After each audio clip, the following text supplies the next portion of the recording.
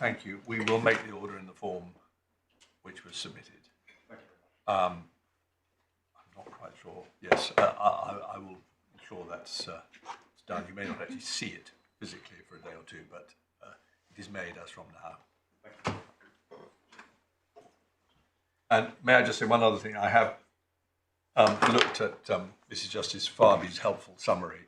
Looked pretty good to me. I don't want unlikely simply to quote from it, but that's a good start. Have you had a chance to look at it? You probably had other things to do, Mr. Tam. Well, we have looked briefly at this, and what we have done in parallel, what Learned Genius has done in parallel, is to start looking at the statutory provisions. And it's first of all, we have found the same things as were set out by Mrs. Justice Farby. So far so good. So far so good on that front. But the other thing is that it has occurred to me that it will probably be useful to give the court a pack of documents with a chronological table of what happened and the rates and so on, and then to back that up or give the parallel asylum support. It sounds very helpful. From I mean, whatever you think will be most useful for us, we will gratefully have. Because this is all just background, so we'd set it out accurately for the judgment. Nobody should work all night to get it out. If they feel like it, that's fine. We'd be grateful to have it tomorrow. But if it comes in shortly after the hearing, that's good enough for our purposes. Well, I'm very grateful for that. But if it does come in after the hearing, you better check it with the other side. Oh, yes. Because they won't have the chance to say you're anything wrong. Yes. And I should say, Learned Friend has helpfully indicated that there's a crib sheet about the Hooper, Wilkinson, etc. litigation about what happened at the various stages. We will work our way through that, but again, I think it's been offered in the same sort of spirit and yes, I'm sure it'd be useful. My lady was just reminiscing about it outside. Good. But I was going to take the court next to a pair of cases illustrating what I was saying about direct discrimination not being indirect discrimination. And I hope to make good the point that what's being complained of here is within the Cole situation and not a situation where you can have two types of discrimination going on at once. And I'll show you the critical point. First of all, can I ask you please to look at K, which is Authorities 1, tab 19. This is Mr. Justice Mostyn's decision. It's the one that we've already looked at briefly for the purpose of the two components of what a trafficking victim is paid. But here there is a little more about discrimination. The first paragraph that's relevant is 23. Which is on page 601 of Underhill. It's actually a table, and at this point, Mr. Justice Mostyn is using it to demonstrate irrationality. But it sets out three categories of people, and then the change that was made in respect to the second category. So you see that the first category, category A, is asylum seekers who are not victims of trafficking. B is asylum seekers who were victims of trafficking, and C is trafficking victims who are not asylum seekers. So those are the three categories. The change was made in respect of category B, reducing the amount that they were paid. If you go on to paragraph 34, you'll then see what the discrimination was, as found by Mr. Justice Mostyn. He says at 34, discrimination happens when like cases are treated unalike, or when unalike cases are treated alike. Both kinds of discrimination were caused in this case by the contract change of 1st March 2018. By reference to the table at paragraph 23, there is discrimination of the first type, that is to say, the sort of conventional discrimination, between columns B and C, and of the second type, which I think might be described as Limenos discrimination, between columns A and B. And so if you go back, between B and C, you'll see that there are two like cases, because they're both trafficking victims. The discrimination consists of paying Group B only $37.75 when Group C were being paid $65. So the conduct there is paying Group B $37.75 and paying Group C $65. Whereas the other form of discrimination consisted of paying Group A $37.75 and also paying Group B $37.75 when they should have been treated differently. And so the conduct constituting discrimination is different in those two cases. It's true that it stems from one single contract change, but when you're looking at what constitutes discrimination, in one case, it's paying B the lower amount while paying C the higher amount. In the other case, the conduct complained of is in paying Group A the same amount as paying Group B when they should have been paid different amounts. So that's why we say that is two different types of conduct, constituting the two different types of discrimination.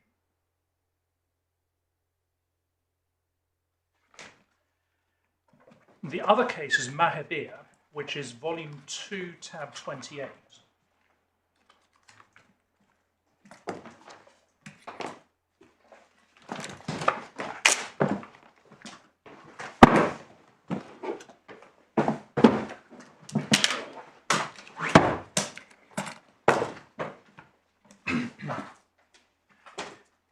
And if I can please ask, go to page 1017.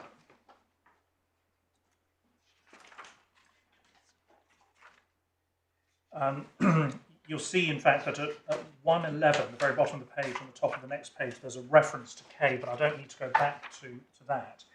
Can I here draw attention to the two types of conduct that constituted the discrimination? So, sorry, which page are we on? I'm sorry, 1017.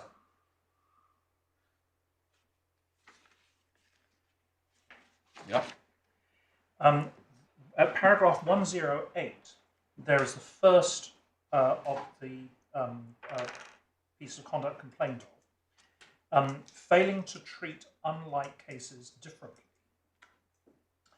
And what you get from that is that Windrush victims had to pay an application fee in the same way as non-Windrush victims having to pay an application fee. And so that was failing to treat the unlike cases differently. And that was the ground two of that case. 109 sets out the other conduct, which was that the scheme permitted fee-free applications for the child of a Windrush victim residing in the UK, but charging for a child residing overseas. Is it right to say at 110 ground? Oh, no, I see. I misread it. No, that's fine. So at 110, the judge does say he agrees that it's impossible for the same thing to be both directly and indirectly discriminatory. The two grounds here relate to different aspects of the defendant's fees policy, and hence I'm satisfied that grounds 2 and 3 are not mutually exclusive. But you can see there, just when you look at what the conduct is, it's two different types of conduct.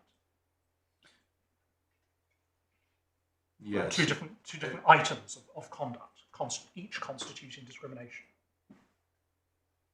Well, it's the same thing. It's the fee, having to pay a fee, but it's different comparator groups. That's right. Just as in K, it's the single contract change reducing the amount that created the discrimination. But if you ask what is the conduct that constitutes discrimination, it's in K, it's in paying Group B the lower amount and paying Group C the higher amount, because discrimination has always got to constitute a difference of treatment. The conduct is treating cases differently, or treating unlike cases the same. But just looking at the traditional conventional one, that's the conduct. But what point are you trying to address, Mr. Tam? If you're trying to address the point I put to you just before lunch, this has got nothing to do with it. Yeah. The point I got was about the different ground of discrimination.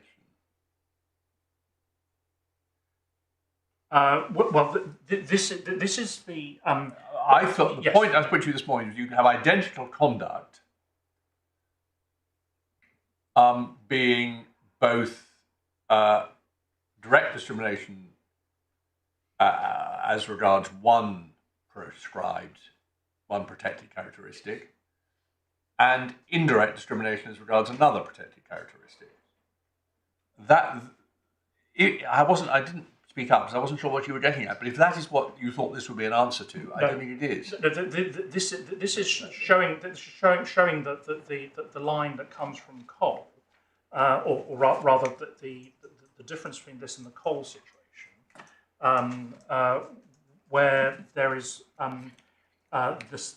only one item of conduct which is being said to be both direct and indirect discrimination at the same time. But it isn't that there's only one item of conduct, it's that there are two different comparator groups.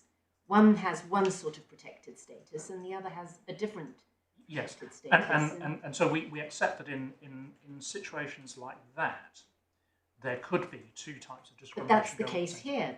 The first sort, the direct, was in relation to being an asylum seeker. And the second sort that you're challenging was in relation to sex. That's looking at the ground of discrimination or the. Well, it's a different protected comparative characteristic. The point I'm trying to make, and obviously not clearly enough, is it's not just the difference between comparator groups. When you're looking at the conduct that's complained of, you're looking at how you are treating the two comparator groups at the same time, because that is what's going to constitute discrimination. And what is being described in Mahabir and in Kay is different types of conduct. The truth is they have common facts, but it's two. There's a pair of things being done which constitutes the discriminatory conduct. And although there's a common feature, you're looking at two different pairs of things being done. And how do you apply that analysis to this case? Because the only conduct that can be complained of here is paying Group 2 less than paying Group 3.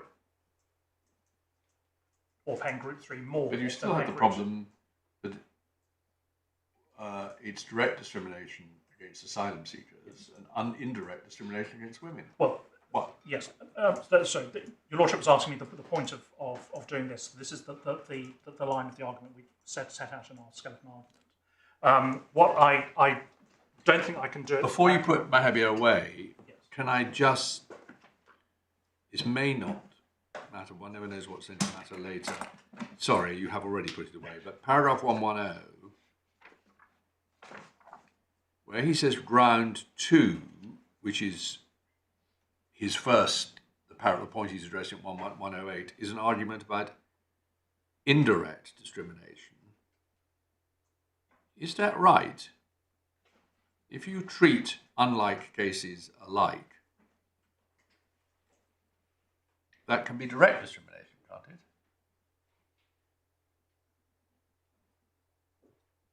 Yes, I respectfully share your Lordship's puzzlement about that. Okay. So he's saying treating unlike cases differently.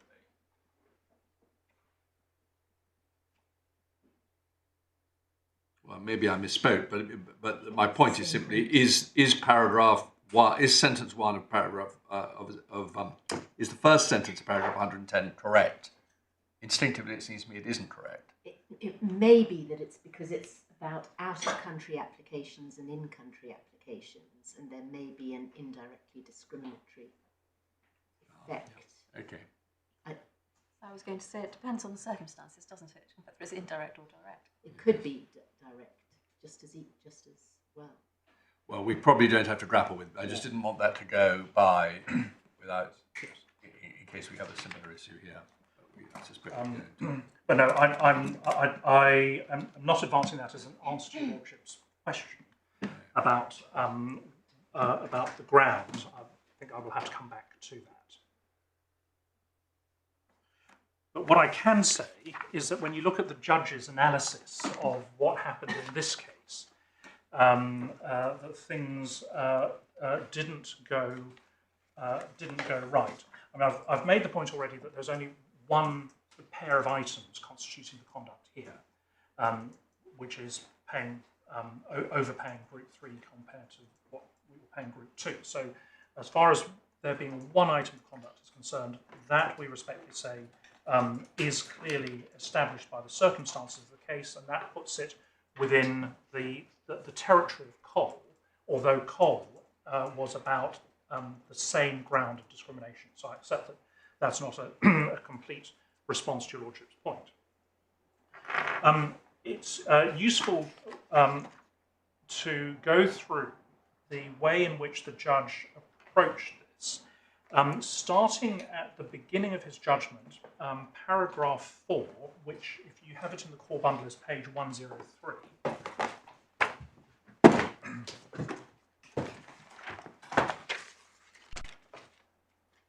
Claimants also submit that the same difference of treatment violates Article 14 because it impacts adversely on lone parents, who are nearly all women. So argued at length and in detail that the adverse impact arose because lone parent asylum seeker victims of trafficking are less able than co-parents to obtain and pay for childcare. That is essential to enable victims to attend appointments.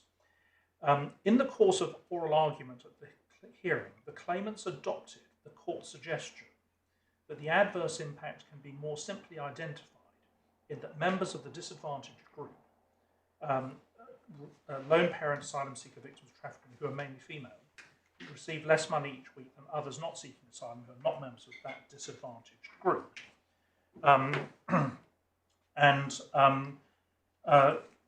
That appeared to be the way that the judge set out on looking at indirect discrimination.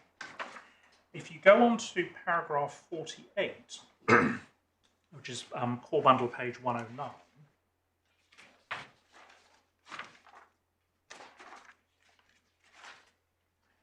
you'll see the judge setting this out in more detail. The second issue embraces two complaints taken together. While in their first complaint the claimants rely on direct discrimination, as a second issue they assert indirect discrimination in the form of disparate impact of that difference in treatment on lone parents. After some discussion at the hearing... Sorry, just pausing there. It's a little bit woolly, isn't it? You've got to have a status. Is the status lone parents or is the status women? Well, I can't do better than refer to what fair enough. says. It's not a correct. We can't ask the judge, but we can, and no doubt will, ask Mr. Butler. Yeah, because he says a group also enjoying other status, of whom the large majority are women, Right. who have core status. Then the judge goes on, after some discussion at the hearing, clarifying that the claimant's case is advanced as one of orthodox indirect discrimination in the form of disparate impact on these two groups, rather than, as in written argument, discrimination by failing to differentiate the treatment of persons in unlike positions, as in Flemenos. And going back to that sentence, that problematic sentence in Mahabir, it may be that it was really Flemenos discrimination that was being complained of in the ground 2 there, not indirect.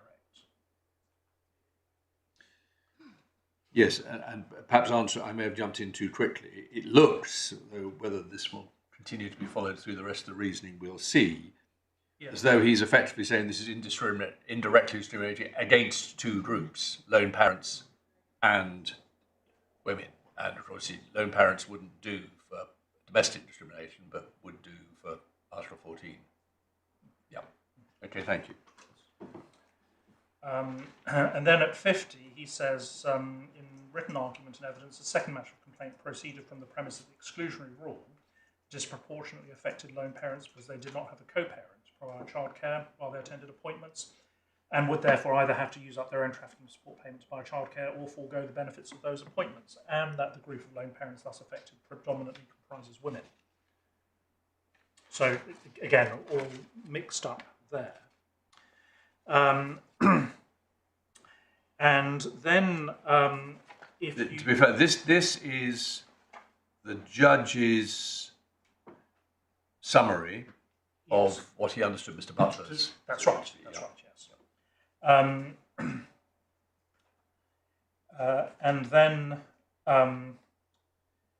at 54,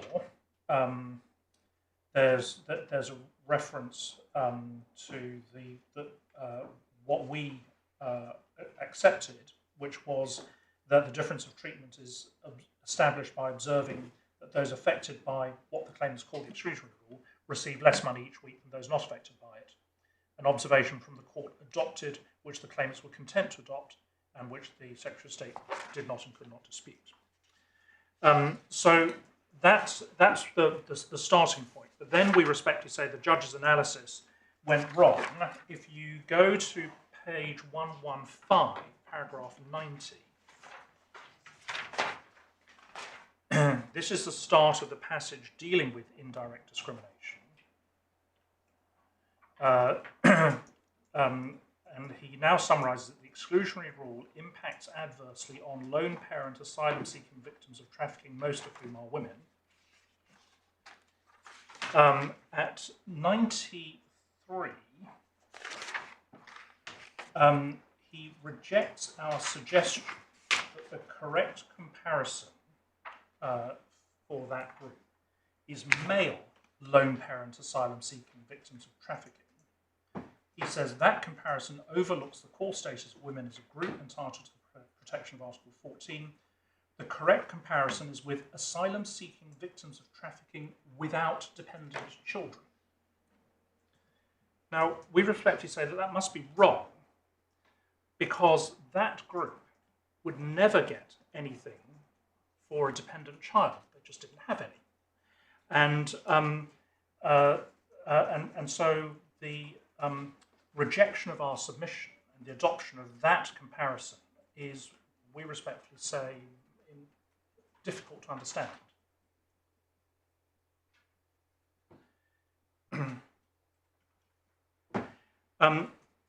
What then goes on to happen is that the judge appears to think that it was enough to establish indirect discrimination, that the disadvantaged group is predominantly composed of women. And you get that by looking at paragraphs 94 to 96. He says, nor do I accept the suggestion that the claimant's case amounts to plea for positive discrimination, i.e. a claim that they should receive preferential treatment in the form of more money than is available to others with no worse a claim to the same extra money. That is not correct, because there is a difference of treatment which undeniably impacts adversely on a class of persons predominantly comprising women. Again, it is open to the Secretary of State to characterise a case of one where an unmerited windfall is bestowed on another class of persons. But calling the payments to others a windfall does not escape the conclusion that if you are a lone parent asylum seeker, you're going to miss out on the windfall, and that those in that class who miss out on the windfall are predominantly women. Indirect discrimination against that predominantly female class is therefore made out, and engages Article 14, which is breached unless a difference in treatment can be justified. Adverse impact is sufficiently established by the fact that members of the affected class get less money each week than those not affected, not necessary to go further and make detailed findings. So it appears to be his view that simply because a disadvantaged group is predominantly women, then the indirect discrimination is made out. And we respectfully say, I mean, this wasn't just an infelicity of expression in the judgment, because we specifically put a point to him when we applied for permission to appeal. If you're looking at it on this basis, it means that if your disadvantaged group fluctuates, so sometimes it's more women than men, sometimes it's more men than women, and sometimes it's equally balanced. It means that sometimes you've got indirect discrimination against men, against women, or no discrimination at all, even though the actual conduct being complained of is exactly the same. And when he refused permission to appeal, you'll see in the core bundle at page 100, paragraph 12 of his reasons for the order. So page 100. Page 100, paragraph 12.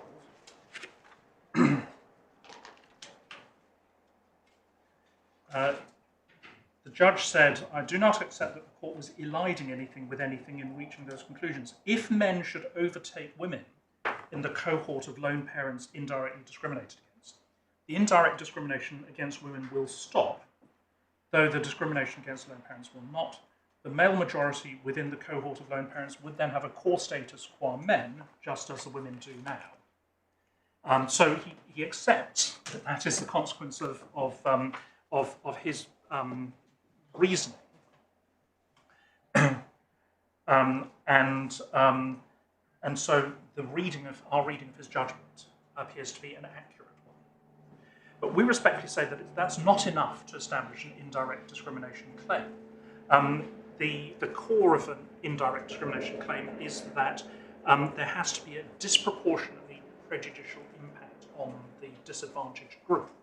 And I mean, we've cited in our skeleton argument passages from SC in the Supreme Court and DH in Czech Republic. I don't need to turn those up because they simply set out the principle. But if you think about the classic illustrations of what happened, and the one that's I think most frequently cited is the height requirement for a job.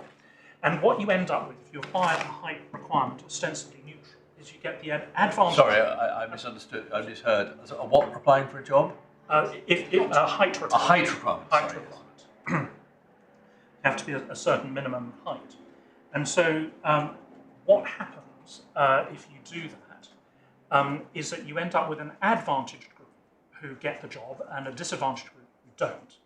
And the disadvantaged group have more women than men when you compare that to the advantaged group.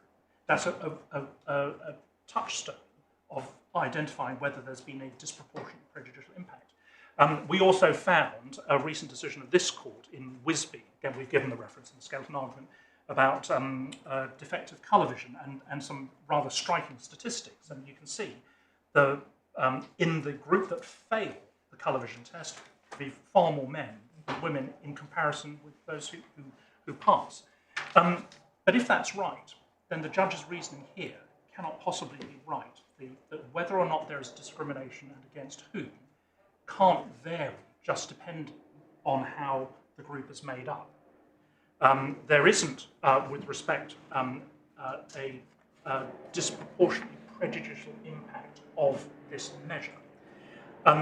One of the things that the judge never took into account was the fact that within group 3, that's the advantaged group, in this case, you've also got group 3 victims with dependent children. You're also going to have far more women than men. This is just simply the Is way... there evidence of that, or is that just you saying it? There wasn't any evidence, but the case was being put on the basis that victims of trafficking with dependent children without qualification are more likely to be women, and they're more likely to be lone parents.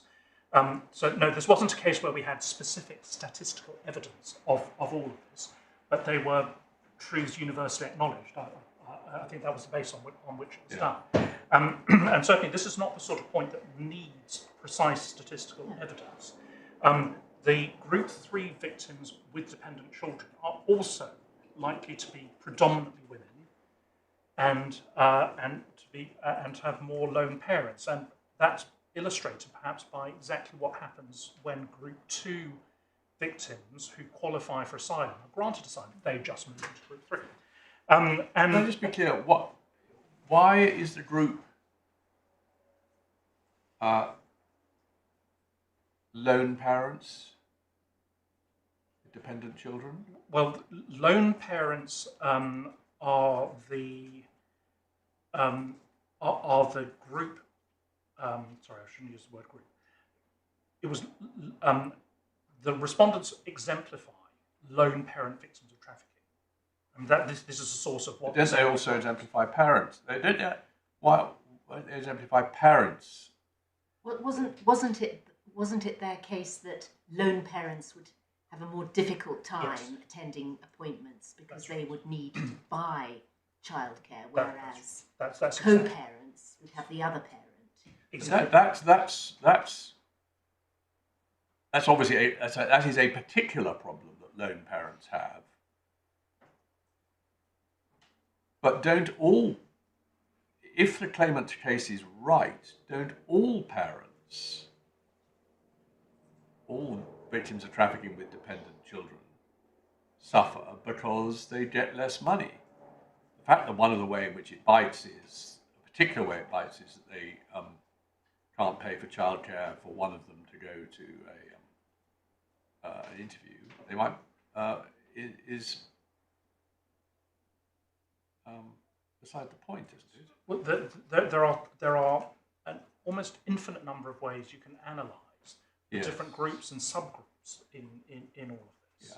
But And I mean, one of the struggles that we have had on our side is the shifting sands of this indirect discrimination argument. It's changed every time we look at it.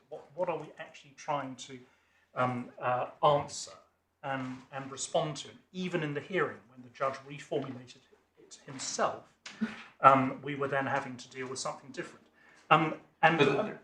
sorry, forgive me thinking aloud. I mean, the classic rule in any discrimination case is you set your pools by reference to the people on whom the PCP complained of impacts. The PCP complained of is the so-called exclusionary rule,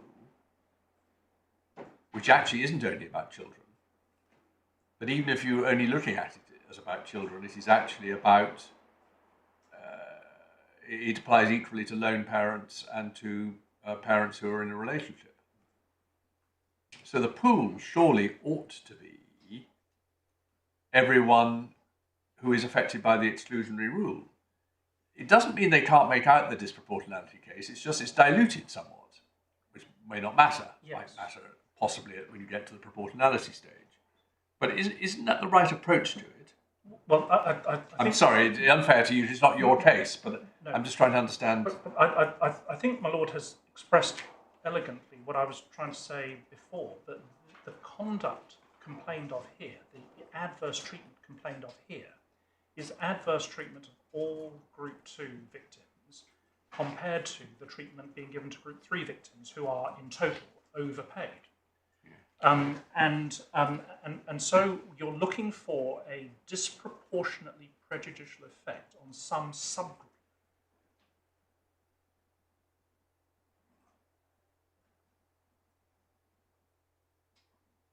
But when Group 2 is the entire group of disadvantaged, on this hypothesis, disadvantaged individuals, Group 3 is the entire cohort of advantaged individuals. And we pose a question, well, where is the disproportionately prejudicial impact? For every female victim in Group 2, there's a female victim in Group 3. For every lone parent in Group 2, there's a lone parent in Group 3. For every co-parent in Group 2, there's a co-parent in Group 3. You don't get the imbalance between the advantaged and disadvantaged groups caused by the conduct that you would expect to see in a case of indirect discrimination. Well, not just that you would expect to see, but as is required. Yeah, yes. I mean, it wouldn't matter if there were a few men in one group and vice versa, but you say there just isn't the disadvantageous effect Exactly so. in the makeup of the pool. Exactly so. The groups just have their existence, and it just so happens that the whole group as a group gets more money, and this whole group as a group gets less money. And that's why we said, and I think we said it several times in the skeleton argument, this was always a case, it was direct discrimination or nothing. And we accept it was direct discrimination, group 3 versus group 2. Looking for indirect discrimination somehow in all of this was, with respect, rather scraping the barrel of the fact that it's been so hard to pin down any coherent formulation of an indirect discrimination claim rather suggests that there isn't one. And so that's why I would say that the judge's reasoning was wrong. We have actually another absurd consequence of the judge's own reasoning, which is that if it's all female, if you're looking at an all-girls school, it's always going to be indirect discrimination, even though both the advantaged groups and the disadvantaged group are both all female. So the judge's approach must be wrong, but there's no other formulation that works either. Is this not, I ought to remember, but I'm afraid I don't, cases move on. Was this not part of the reasoning of this court in Salvato comparatively recently? It's in the bundle, but it doesn't sound as though you put in the bundle to make this point, or you would have referred us to it. If it's a different point, forget it. Presumably Mr. Butler will have a point to make about it, and we can look at it then. Yes.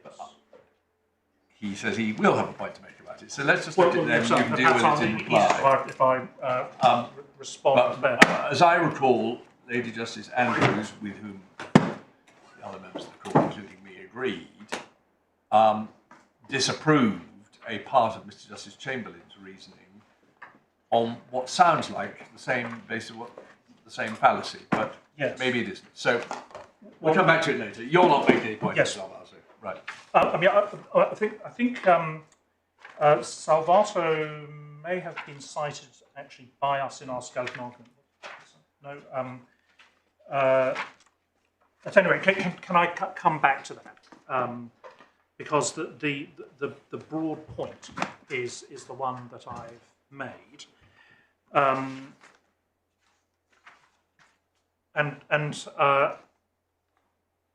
And so we say that the indirect discrimination claim, as it appeared from the judgment, just doesn't work on any of those bases. Learned Friend seeks in the respondent's notice to put it. I'm not sure if it's different or it's just a reiteration of something that was put but not really pursued, which is indirect discrimination against lone parents as lone parents. But that also suffers from the same problems because there's lone parents on both sides. There's no disproportionate prejudicial impact other than the fact that they're in one group rather than the other. And so we respectfully say this is not an indirect discrimination claim of this kind at all. And finally, I deal with the Thlimenos claim, which has now been resurrected, or an attempt has been made to resurrect it by the respondent's notice.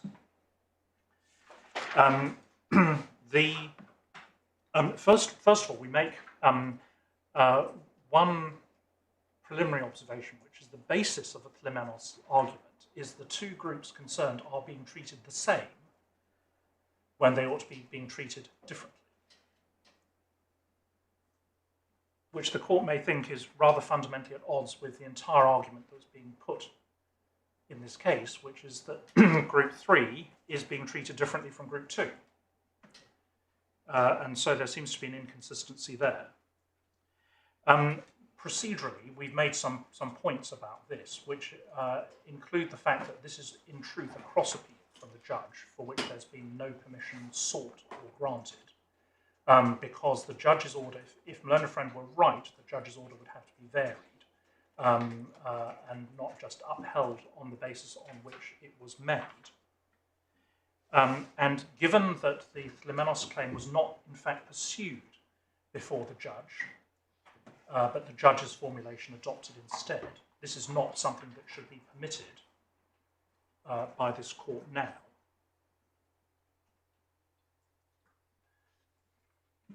But more substantively,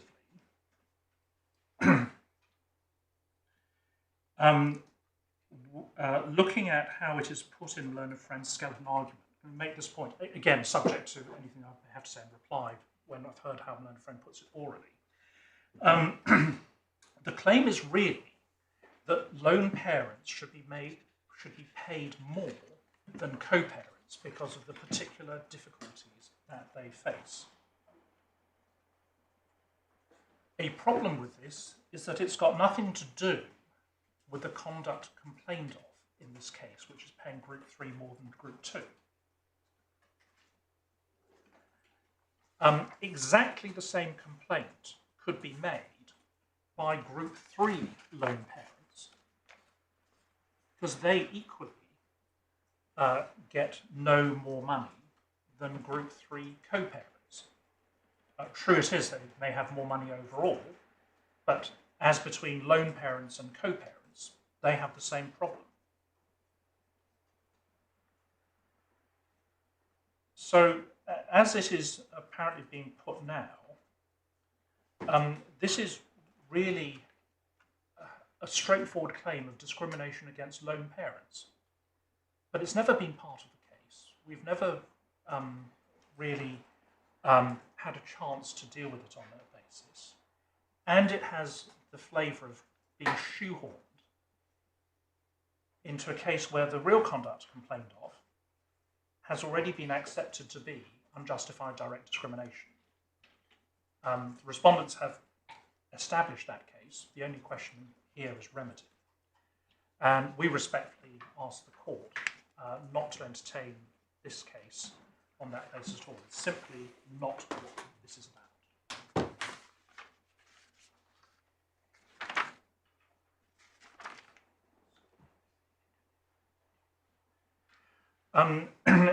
When I was opening, I sort of lumped in ground 2 the justification for indirect discrimination with ground 3. The reality is that, well, first of all, much would depend on whether there is any other form of discrimination other than direct discrimination. But you have our arguments on justification. It's the same as what was run below. We respectfully say that if there's indirect or limenos discrimination, then that is justified by the matters we drew to the... But if that's right, why haven't you cross-appealed? Why haven't you appealed against the finding of liability? Well, because it's a different form of discrimination, and we say the putting right deals with these even more accidental forms of discrimination than the straightforward direct mistake that was made. And we respectfully say that it would work as justification for indirect discrimination, limenos discrimination, even though we can see that it would not be an answer on liability so far as direct discrimination is concerned. So the aim? What's the aim, and what are you saying is the proportionate means of achieving that aim? Well, it is that we are seeking to put this right. So the aim is to pay the right amount. The right amount, and the right amount by reference to the individual's needs on an individual basis. It's another way you could put. Go first. No, go on. Another way you could put it is that if what's being complained of is the non-payment to you, the aim is not to pay out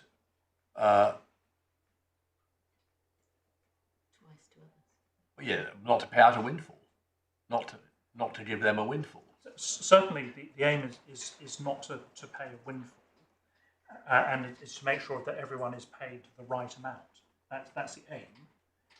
Yes, it is going to take a bit of time to get that sorted out, but that is what is coming. But because the nature of the other forms of discrimination is different, but if I sort of put it colloquially, we made a mistake, and there's a rather in-your-face problem between Group 3 and Group 2, and so we accept that is a problem. The other discrimination, if there is any other discrimination, is really rather subtle. It's like a second-order effect, and we say that in trying to fix that, we should be allowed some leeway if that is what is being looked at, some leeway to put matters right. And it is not simply putting in place a replacement scheme, but putting in place a replacement scheme in a way which doesn't risk causing the further problems from poking the squidgy jelly. But I've made that point already. And so I don't want to spend more time than is necessary rehashing things which are fully set out in the judge's judgment. Okay. So unless I can assist any further, those are our submissions at this stage. Yeah, you've been extremely helpful, Mr. Tam, and you deserve plaudits for a rare accomplishment in this court, getting in under your estimate. Yes, Mr. Tam. I propose to address the court in the following sequence: 1, pecuniary damages; 2, non-pecuniary damages; 3, indirect discrimination. And I propose to spend by far the longest part of my time on the first topic, pecuniary damages. It's clear, as the court will have in mind, that the Secretary of State hasn't appealed against the part of the judge's declaration that she directly discriminated against the respondents by withholding child trafficking benefits on the ground that they received asylum benefits. In circumstances where, and it's not just people who receive mainstream. Hang on 1 second. Just wanted your formulation of exactly what the discrimination was. Yes. Direct. In circumstances where, sorry, discrimination found and not challenged on the basis that direct discrimination against the respondents, yeah, by withholding child trafficking benefits, by withholding child trafficking benefits, whatever one wants to call it, on the ground that they received asylum benefits, yeah, in circumstances where, or in comparison to,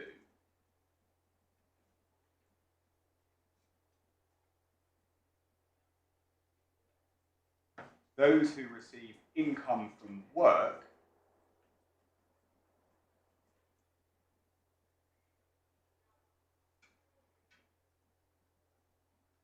or income from mainstream benefits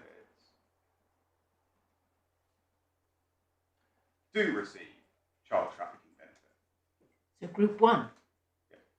Group 1 and group 3, not just group No, 2. so I think that Mr. Tam's formulation was that group 3 incorporates anybody who's got leave to remain, and so therefore embraces both those who can work and receive income from work and those who can receive income from mainstream benefits. But isn't it a confusion referring to those who receive income from work and from mainstream? Well, that's what the Benefit. declaration says. Well, the declaration may be wrong, but the real point is those it's victims of trafficking who do receive asylum benefits and those who don't. No? No, because everyone who doesn't receive asylum benefit gets child trafficking benefits. Right, well, that was your complaint, I thought. Yes. So why add in about mainstream benefits and income from work? That's not part of the discrimination, is it?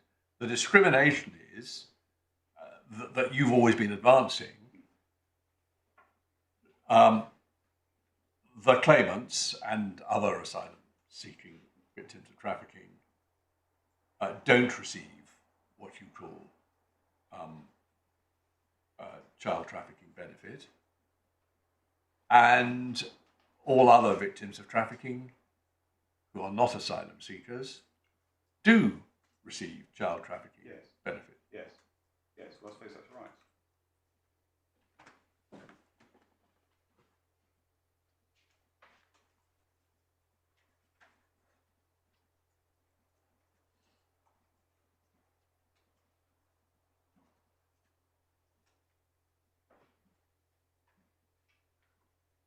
The judge awarded pecuniary damages for this breach of Article 14 alone, and that's clear from the fact that he awarded pecuniary damages to EH, who didn't bring an indirect discrimination claim.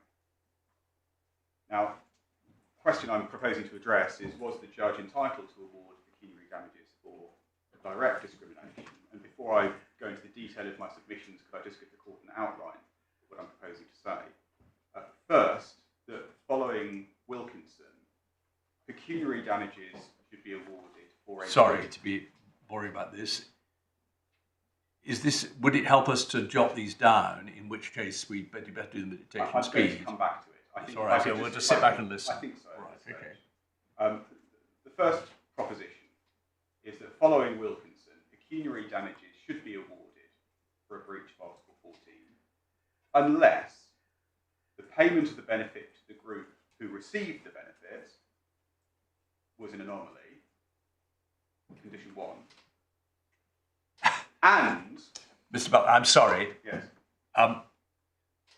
I think it is quite helpful. If you've got if these are the propositions that you're going to ask us to accept at the end of going to things in detail, Well, I think it would be useful to have them written down, unless they're direct lifts from your stylus, in which case. They're not direct lifts. Okay, well, let's then have them dated. So do it one more time. The first proposition is that following Wilkinson, I derived the proposition from Wilkinson, and I'm going to come back to Wilkinson. Yeah, okay, following To Wilkinson. make this good. Yeah. Pecuniary damages should be awarded for a breach of Article 14. Hang on 1 second.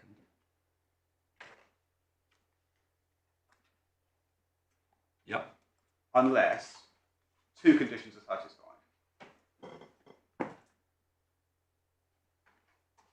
The payment of the benefit to the group who received it was an anomaly.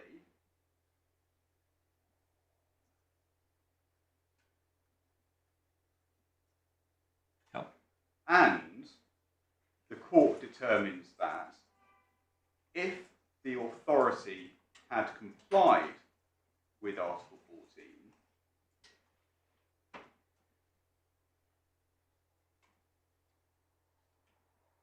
it would have secured equal treatment by levelling down. And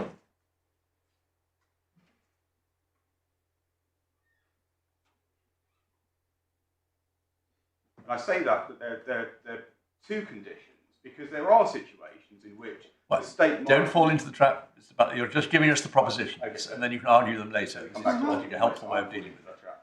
Second proposition. This isn't a case like Wilkinson or Hooper, where the Secretary of State has already secured compliance with Article 14.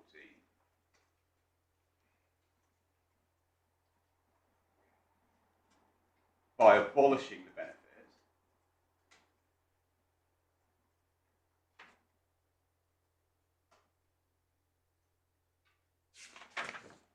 To the contrary, her response has been, 1, that she's going to continue to pay the benefit to those in receipt of work or in receipt of mainstream benefits, or indeed to anyone not receiving asylum support.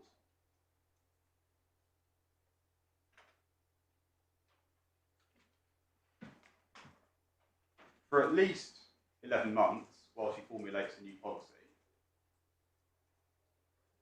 So the interim position is not levelling down.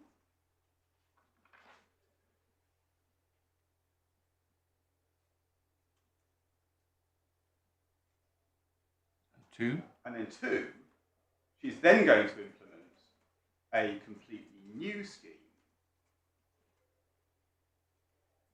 which will meet the recovery needs of those, like the respondents, which were not previously being met. She's going to put people like the respondents in a better position.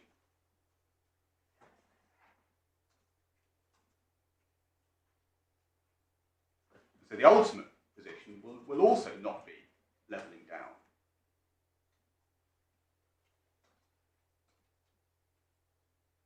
So on that basis, the unlawful discrimination, we say, clearly did result in pecuniary loss.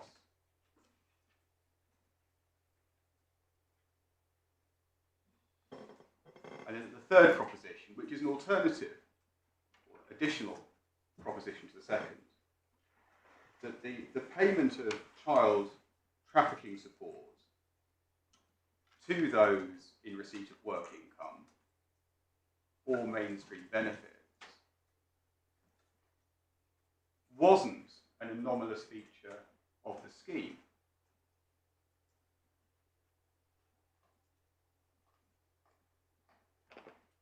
Rather, it was part and parcel of a non-means tested scheme.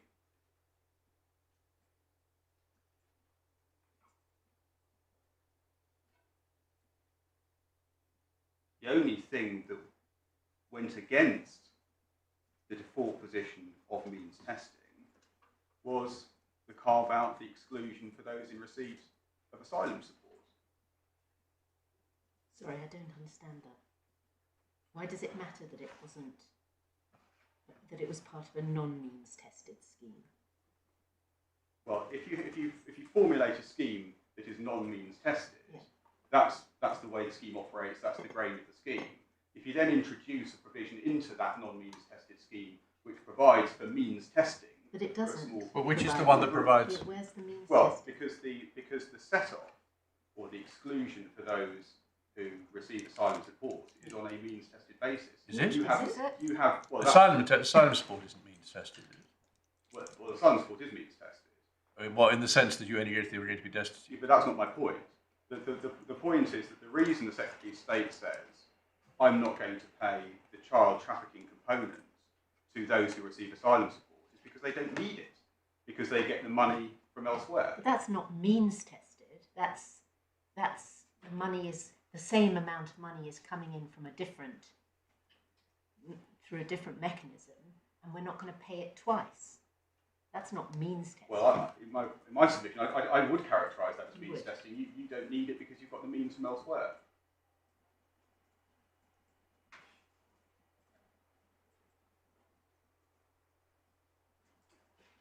Okay, well that's been helpful. How many propositions did you That have? was it. That was 3 propositions.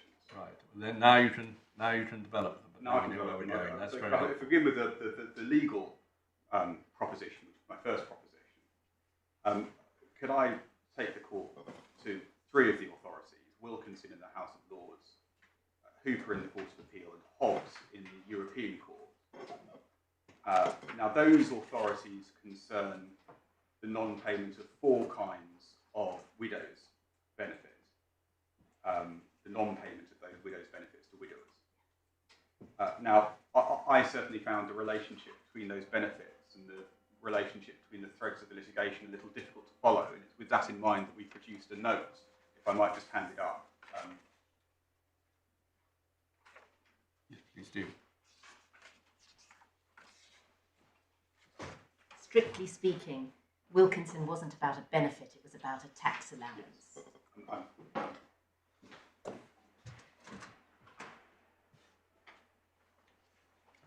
I'm using the term benefit a little loosely, but advantage might be better. Yeah. Now, I'm not proposing to take the court at this stage through that note unless you want to look at it now. Thank you. Could I begin, please, with Wilkinson, which you've already looked at, which is Authority Volume 1, Tab 10.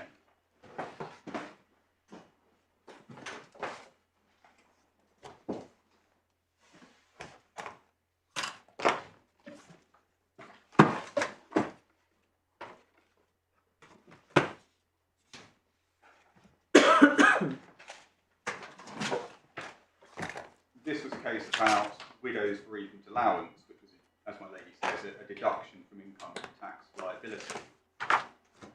The High Court and the Court of Appeal rules that giving the allowance to widows but not to widowers breached their rights under Article 14, but that Section 6, subsection 2 of the Human Rights Act afforded a defence to the Secretary of State. And the House of Lords also dismissed the appeal on the ground of a Section 6, subsection 2 defence. But it nevertheless, as we've seen, gave its views on whether damages would have been payable in the event of liability. And so I do say that it's not strictly binding, although I absolutely accept what my Lord said, that it's of the highest persuasive authority. If we might look back at Lord Hoffman's opinion at page 255.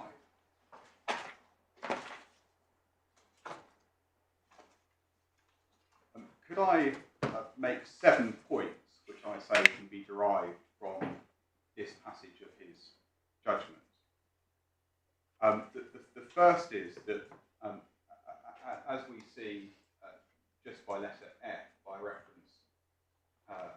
to Lord Bingham's judgment in Greenfield, the purpose of awarding damages under the Human Rights Act is to allow claimants to recover what they would recover in Strasbourg. No more, but importantly for my purposes, no less.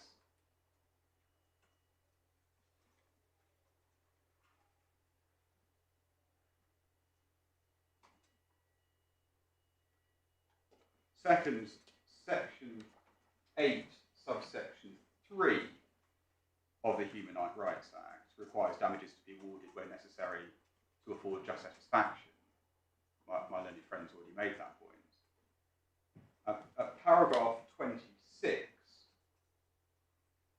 Lord Hoffman explains that it's a general principle that to afford just satisfaction, the appellant should, so far as possible, be put into the position she would have been in if the state had complied with convention obligations.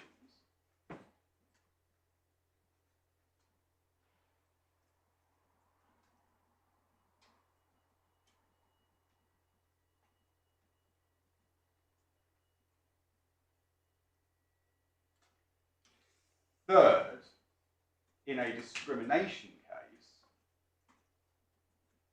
that requires the court to form a view as to whether the state should have treated the claimant, person B that is, better,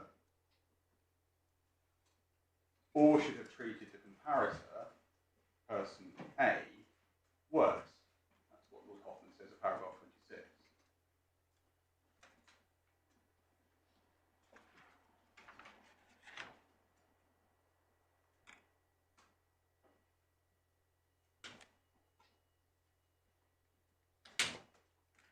Fourth, and we say importantly, the default position is that one would conclude that the state's treatment of A represented the norm, and therefore that B should have been treated better. Now, I say that's the default position because Lord Hoffman says, just next to letter H, that that's normally the conclusion the court will reach. But fifth, in some cases, the court may conclude that the treatment of B represented an unjustifiable anomaly, Lord Hoffman's word, and will consider it as that kind of case.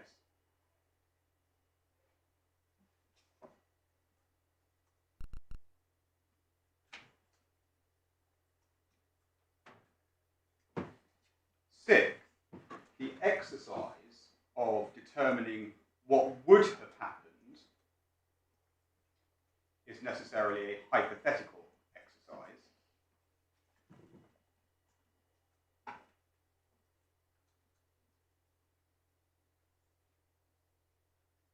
And it involves asking what the state would have done in a counterfactual situation. And that, in my submission, is clear from paragraph 28, where Lord Hoffman asks what Parliament would have done if it had paid proper regard to Article 14. This being a case Yes, about you said would. Earlier you said should. But in fact, I think if you read that sentence of paragraph 28 as a whole, it is really should. If Parliament had paid proper regard to Article 14, it would have. So that's another way of saying it should have. Well, I read it as would, I have to say. I know it says would, but I also read it to mean would. Yeah, but what about the introductory clause saying that if Parliament had paid proper regard? Yes. That means it would because it should, doesn't it? Well, could and would. It's the same question that one asks. Well, no, could. Parliament can do anything. Could's irrelevant, but it's well, no, it's not irrelevant because it's could within the confines of legality. So what could it lawfully have done and what would in fact it have done within the confines of legality. Same question is in false imprisonment cases, when one was asking whether damages should be awarded. I'll come back to that. So that's why I say it's a hypothetical exercise. The court has to ask, what would the state body, in Wilkinson it happened to be Parliament, in our case it's the Secretary of State, what would the Secretary of State have done if she had recognised her obligations under Article 14 at the time?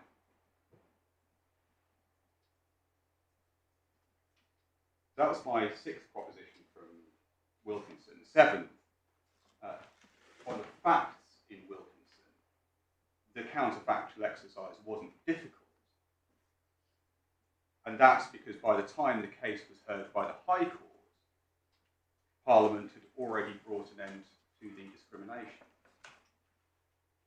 It had equalised the treatment of widows and widowers by abolishing the allowance altogether.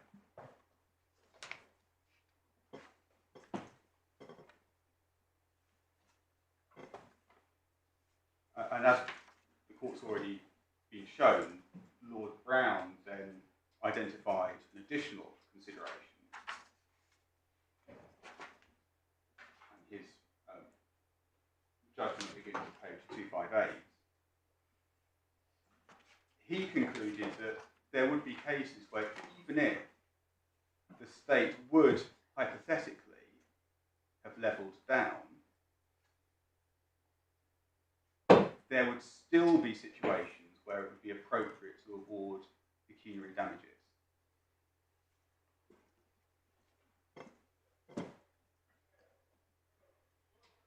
And one sees that at page 260.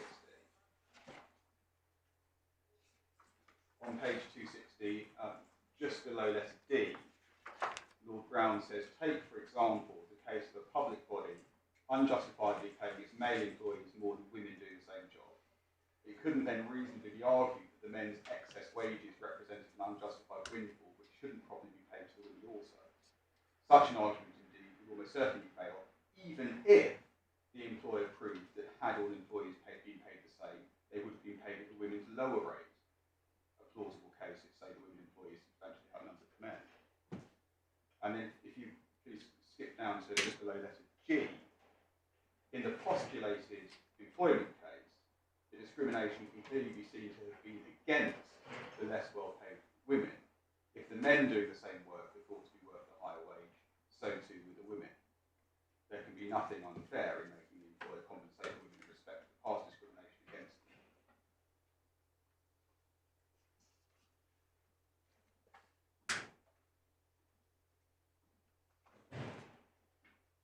Now, in my submission, that further consideration requires one to ask whether the discrimination is against B as opposed to in favour of A,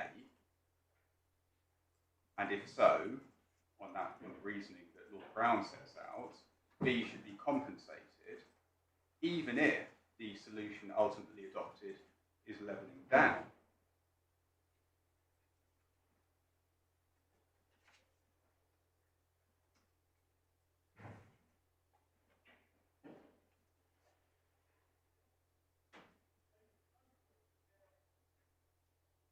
In my submission, that analysis is actually consistent with Lord Hoffman's analysis, because to describe the discrimination as being against B is akin to saying that the anomaly is the non-payment of B rather than the payment to A.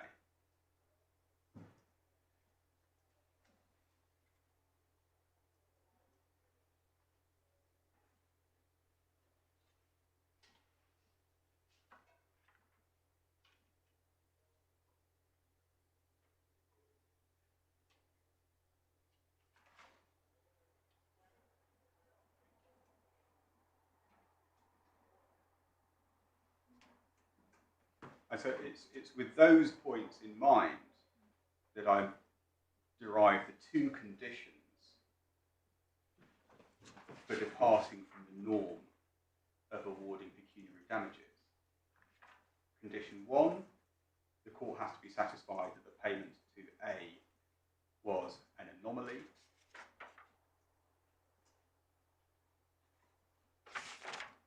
And condition 2, that it has to be satisfied that if the state had hypothetically addressed the discrimination, it would have removed it by levelling down.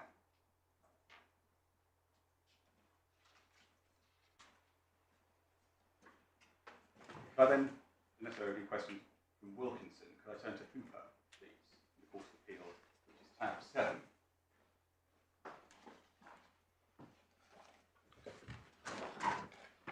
And as we set out in the note, this concerned 3 benefits: widow's payment, widowed mother's allowance, and widow's pension.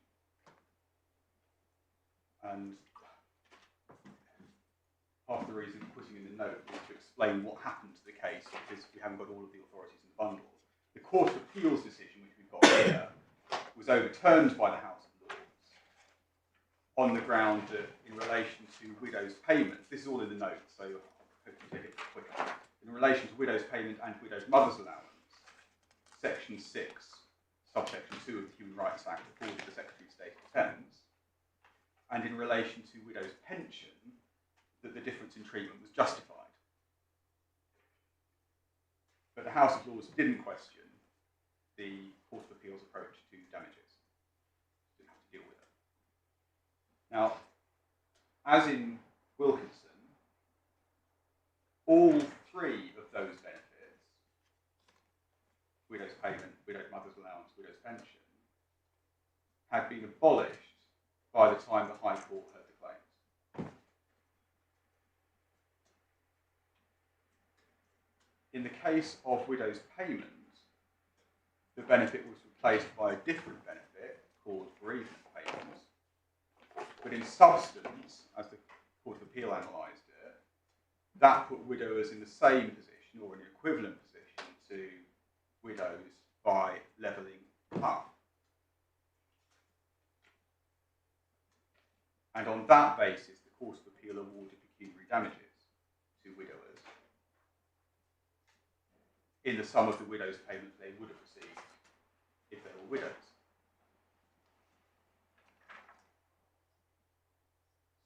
So that was its response on widow's payment. On widowed mother's allowance, the benefit was replaced by widowed parents' allowance, which also put widowers in the same position as widows by levelling up. So again, Parliament's response was levelling up.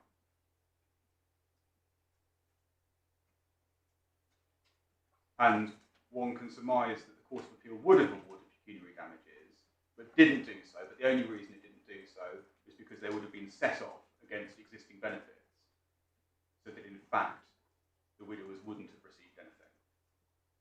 But that's because they received other state benefits against which the widowed mother's allowance would have been set off.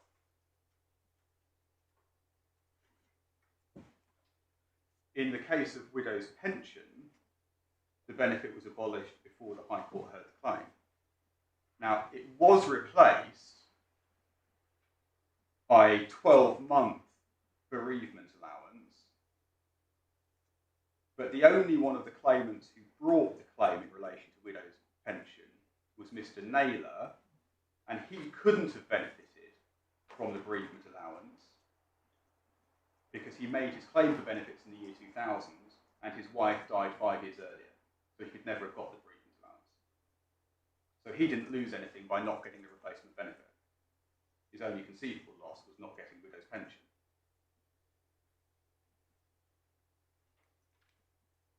But the Court of Appeal noted that the reason for the abolition of widow's pension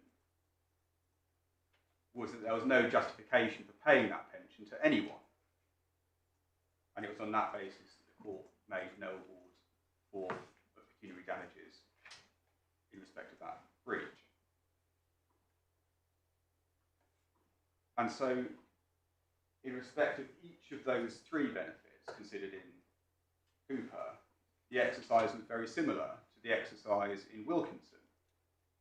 It wasn't difficult to work out what Parliament hypothetically would have done if it had paid proper regard to Article 14, because by the time the cases were heard, it had already done it.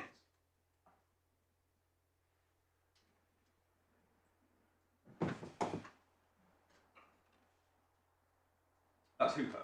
Then finally, Hobbes, if I may, which is in Volume 2 at tab 32.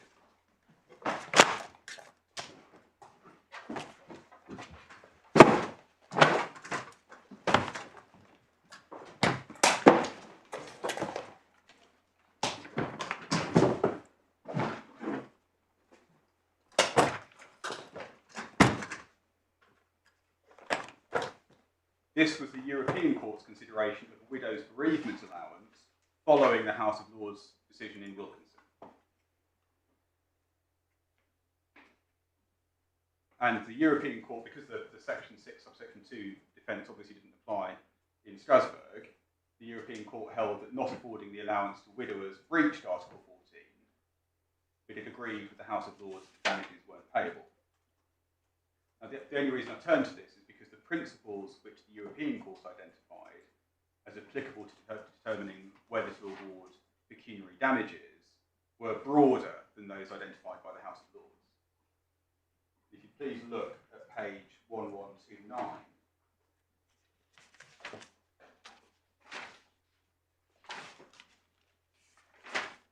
The bottom of that page, paragraph 67.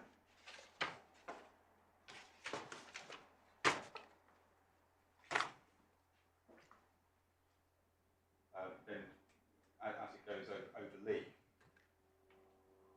whether it's appropriate to award damages depends on all the circumstances, including, and then there's a list, 1, the field in which the discriminatory treatment arose. That's 4th line on page 1130. 2, whether the applicant belongs to a similarly affected class. 3, if so, the size of the class. 4, the nature of the legislative provision, if any, giving rise to discriminatory treatment. And 5, where the discrimination has been eliminated through amendment, the nature of and reasons for the amendment.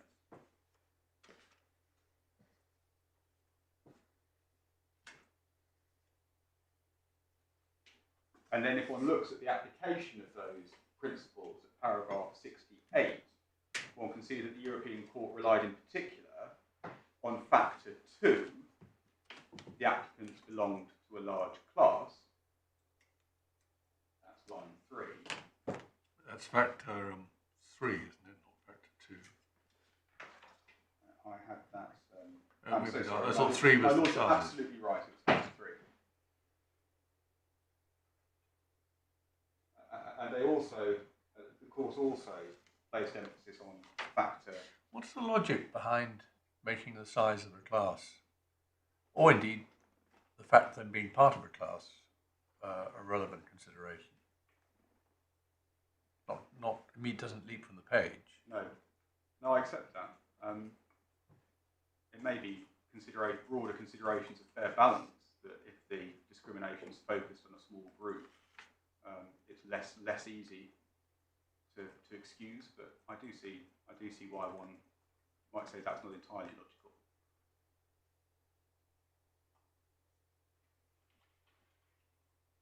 But then there's factor 5 as well.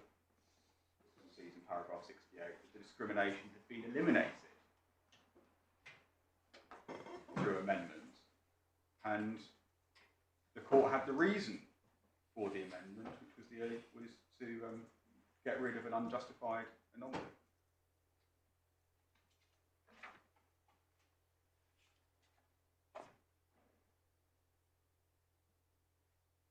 So that's what I wanted to show you in Hobbes. So I've made the submission that in Wilkinson, Lord Hoffman said that the normal position is that pecuniary damages are payable for discrimination, but the norm may be departed from if the court's able to say, based on a counterfactual analysis, compliance with Article 14 wouldn't have resulted in the applicant benefit. Now, in respect of that exercise, in my submission, that's analogous to the exercise which courts conduct in forced imprisonment cases. Because forced imprisonment is one of those torts in relation to which causation isn't an ingredient of the tort.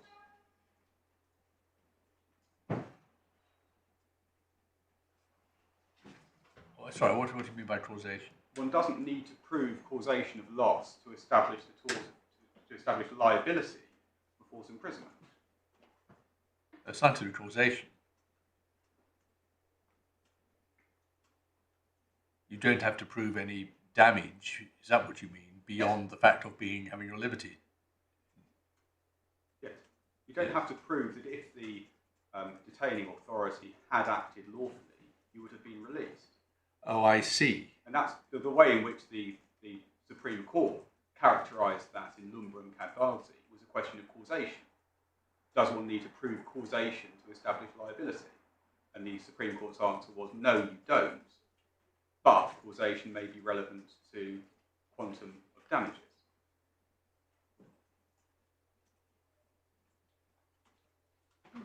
And that will become clearer when we look at Lumber.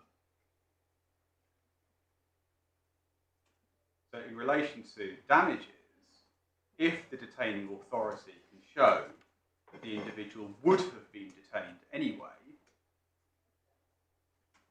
if it had acted Yes, I lawfully, see. then only nominal damages are payable. So that's why I say it's an analogous exercise.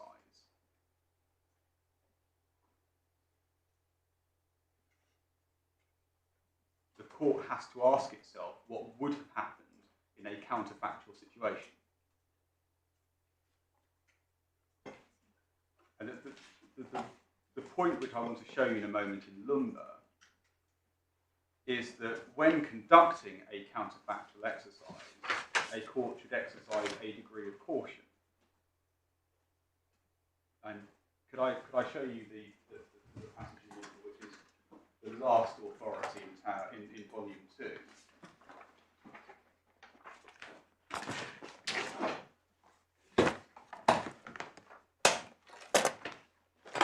The court would please look at page 1366.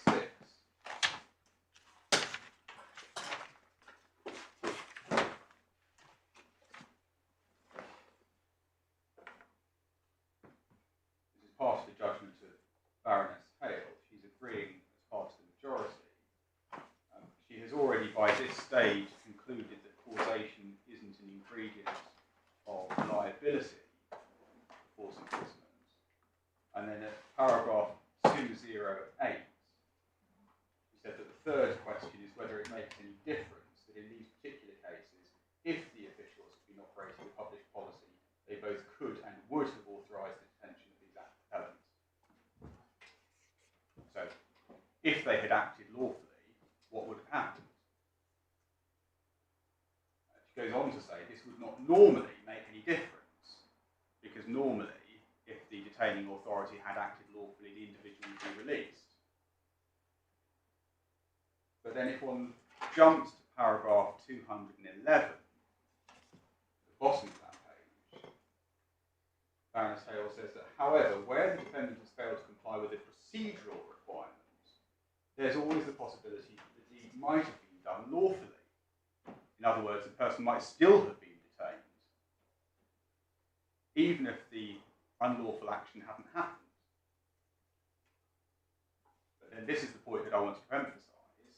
The whole point of procedural requirements, such as those in Cooper or Christie, is that the person whose rights are being infringed should have an opportunity of challenging this, so it will rarely be possible to be confident that had the correct procedure been followed, the outcome would have been the same.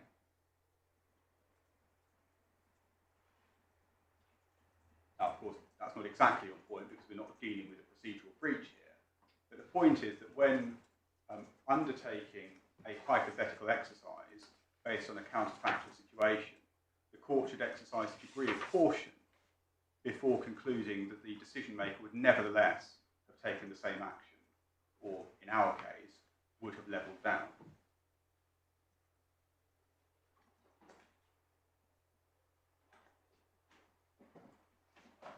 Now, as I have already said, it's no surprise in Hooper and Wilkinson that the courts reached the conclusion they did, because the discrimination had already been resolved by the time of the hearing. So the court readily felt able to say the claimant wouldn't have been treated any better if the state complied with Article 14. But whereas here, the discrimination hasn't been resolved by the time of the hearing, then the exercise will necessarily be more speculative. And there's likely, in my submission, to be a greater need for caution.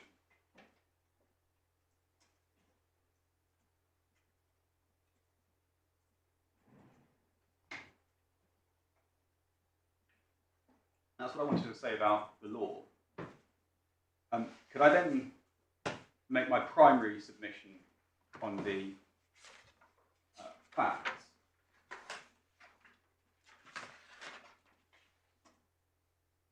What would have happened if the Secretary of State had complied with Article 14 earlier than the 24th of May 2021, when the judge declared the breach?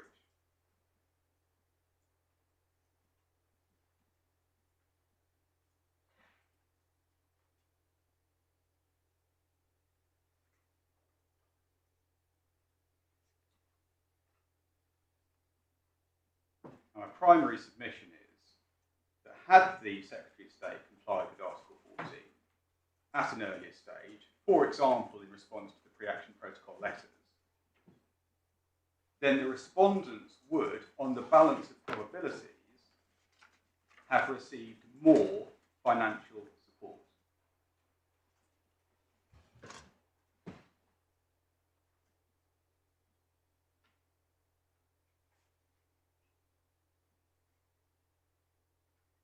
And why do you say that? Well, I'm going to come on to make a submission.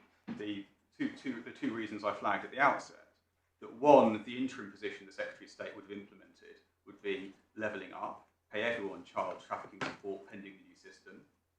And then two, ultimately, the Secretary of State would have implemented a needs-based system which would have given the respondents more than they got. But I'll develop that if I may. But it's for those reasons we say that the respondents suffered pecuniary loss as a result of the Article 14 breach.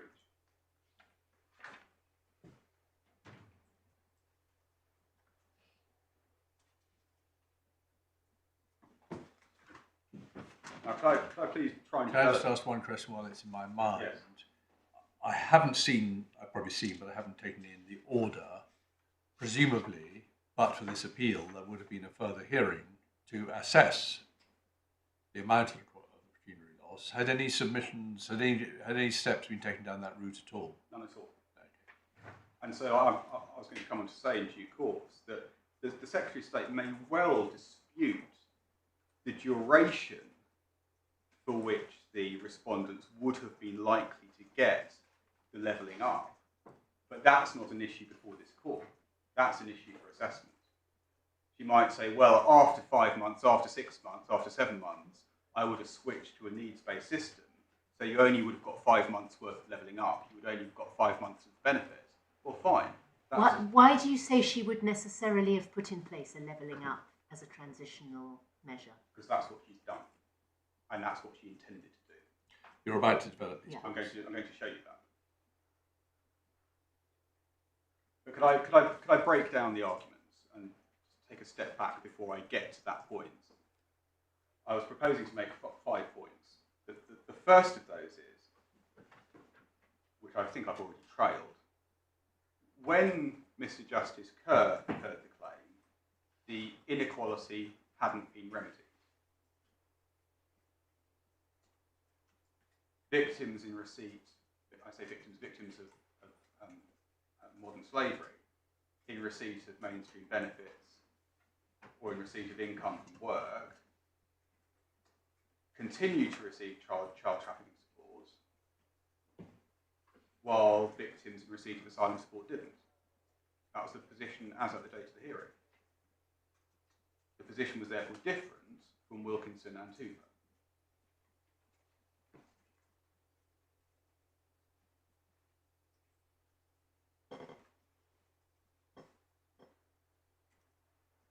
Second, as at the date of the hearing, work was underway to develop a replacement financial support policy based on victims' individual needs.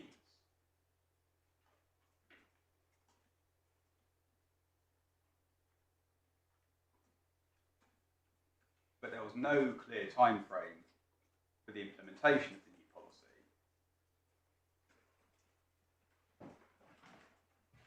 And if I could just ask you to note, please, what the judge said about that at Core Bundle, page 119.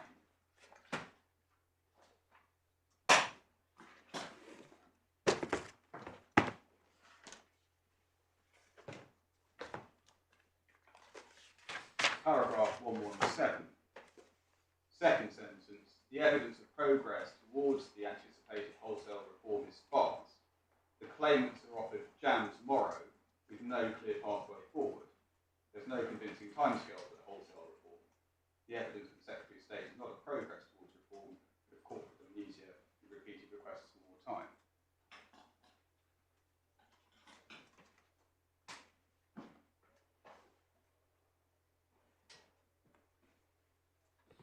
Third point is that this is an important point for my submission.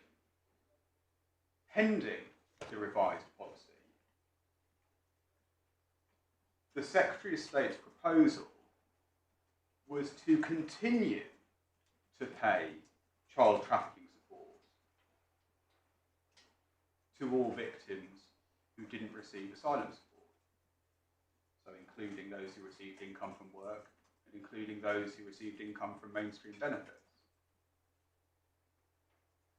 And so the position as at the date of the hearing was that for an indeterminate period, there was no prospect of any levelling down.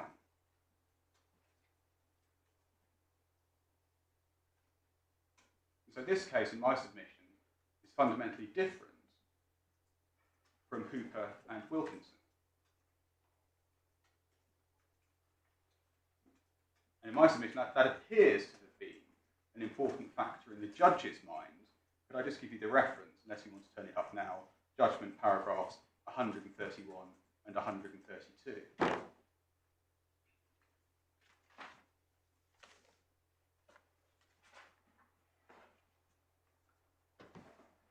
Fourth point is that this is vouched, my submission that pending the revised policy, the Secretary of State proposed to continue to level up. That's vouched by looking at what has happened since the judge's declaration.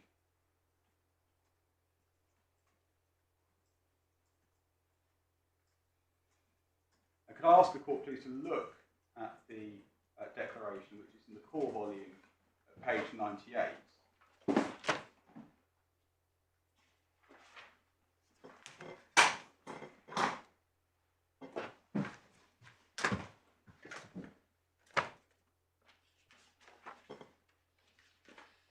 Paragraph 1, we've got the declaration. Declares that defendants pay additional financial support to victims of human trafficking who have dependent children and who are in receipt of mainstream benefits and or lawfully in work.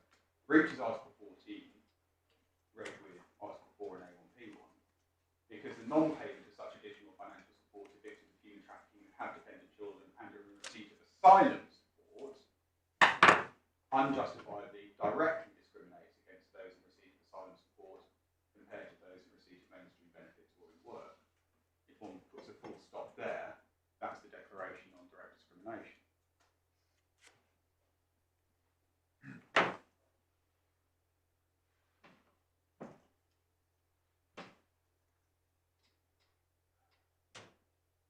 Now, the effect of that declaration,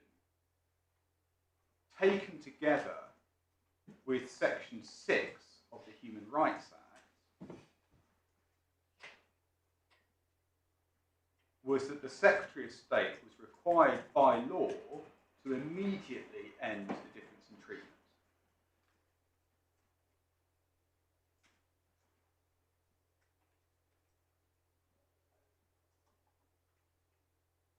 Section 6, subsection 1, public authorities have an obligation to act in accordance with convention rights. The declaration told the Secretary of State what that required. So that declaration was made on the 24th of May 2021. The Secretary of State, as we've seen, doesn't appeal against that part of the declaration. So the difference in treatment could have been ended following the 24th of May, could have been ended by levelling up, it could have been ended by levelling down, or it could have been ended by equalisation on a different basis, such as the new individualised needs basis.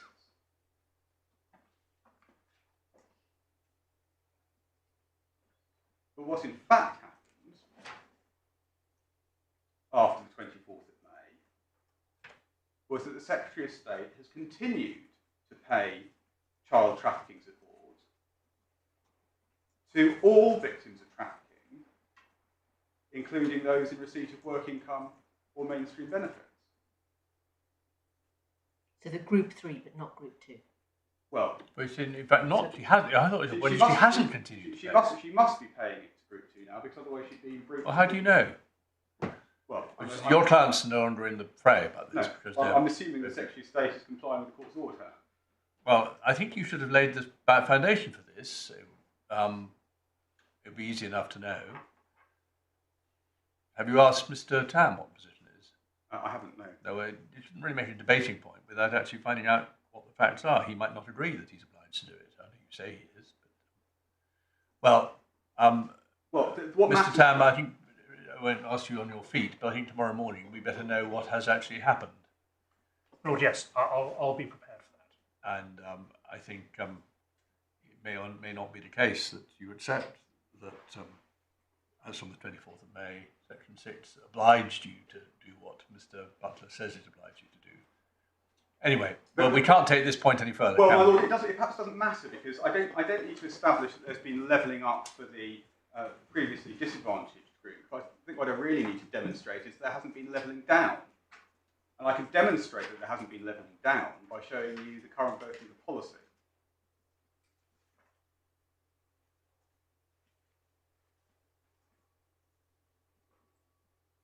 Are you going to? Yes, sorry. So that's Authority Volume 1, tab 5.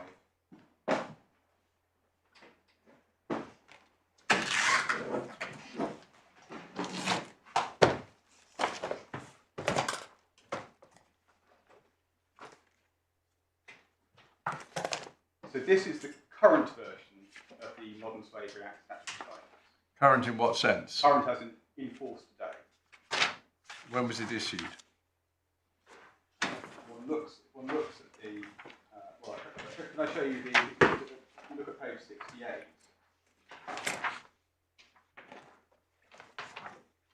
We have a list of changes from the last version of guidance, and one can see the date on which the last change was made on page 69.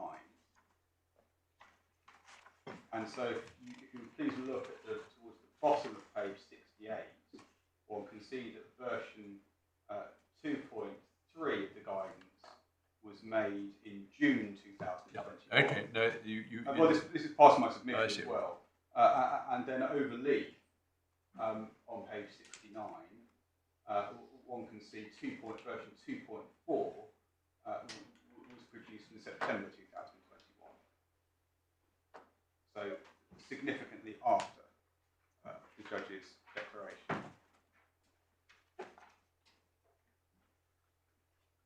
And then if you please look forward to page 83.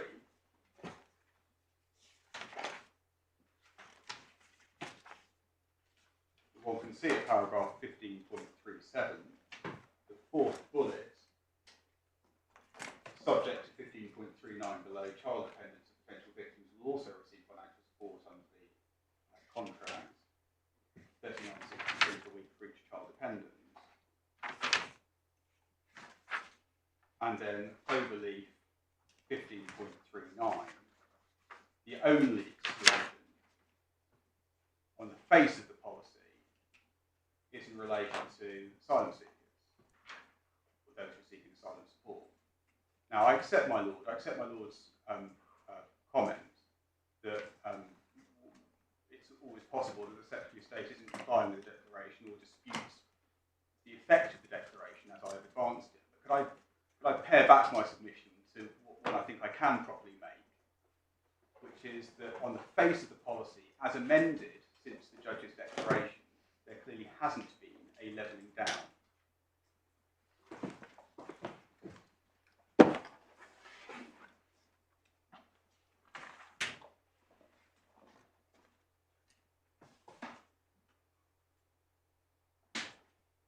And then could I please ask you also to look at a witness statement which was filed on behalf of the Secretary of State in other proceedings, which is in the supplementary volume 2.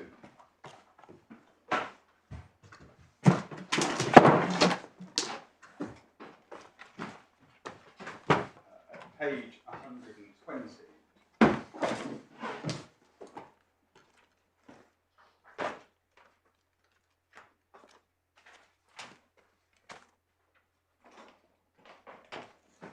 This is a witness statement dated the 16th of September 2021, made on behalf of the Secretary of State by Mr. Ryder, who appears to be Ms. Tan's replacement as head of the relevant policy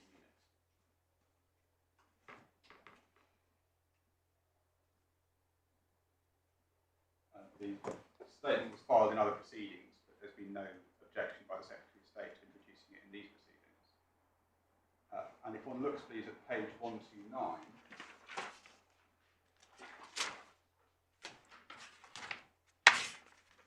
paragraph 41, we get an update on the rollout of the proposed new policy.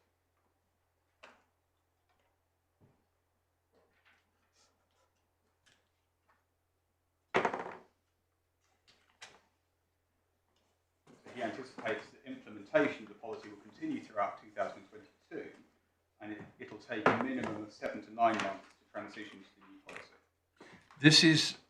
That's about timescale, which I see starts at 38. Yes. Does he, in the earlier part, say substantively what the provisions of the new policy will be in general terms? He says no more than Ms. Tan says, and I'm going to take you in due course to what Ms. Tan says, if I may. Okay. At the moment, I just want to deal with time frame. Yep. So he says it will take a minimum of 7 to 9 months to transition to the new policy. So if one takes the best case scenario for 7 months, from the date of this statement, that takes us to April 2022. And that's 11 months from Mr. Justice Kerr's declaration.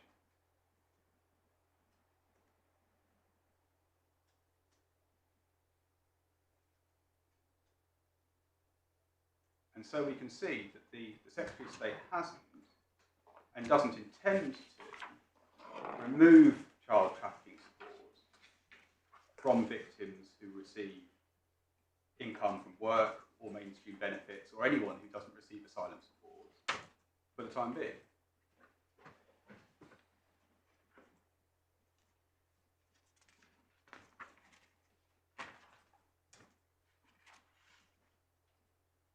And so the Secretary of State's actual response to the finding of Article 14 discrimination has been not to level down for a period of at least 11 months. So how does that feed into the counterfactual analysis? It means, in my submission, that had the Secretary of State hypothetically complied with her Article 14 duty to the respondents, she would, for a period of at least 11 months, have paid them child trafficking support. Is that right? Would she, if she had appreciated that her guidance only avoided duplication in the case of asylum support, and didn't also address those receiving mainstream benefits or income from work because they were being paid through a different department, would she not have, why shouldn't one infer that she wouldn't have addressed that point then and there? Because that's not what she's done. But she hasn't done that because she's decided to introduce a whole new policy. Well, if the point had been, if she'd spotted the point at the relevant time, then why wouldn't, I ask rhetorically, why wouldn't she have taken the approach that Mr. Tan says, well, she would have recognised it was a squidgy jelly and therefore would have recognised the need for wholesale reform rather than piecemeal levelling down? But that would have happened at a much earlier stage, and Well, it depends. the scheme might have been a new scheme might have been in place by now. Well, that's, if I may say so, a fair question to ask. At what point does one look? Yeah. But in my submission, one has to look at the time that's an issue in the claim. One has to look at the time of the alleged discrimination, or now the actual discrimination. Now, in MD's case, sorry, in EH's case, that's from June 2017. In MD's case, it's from 2019.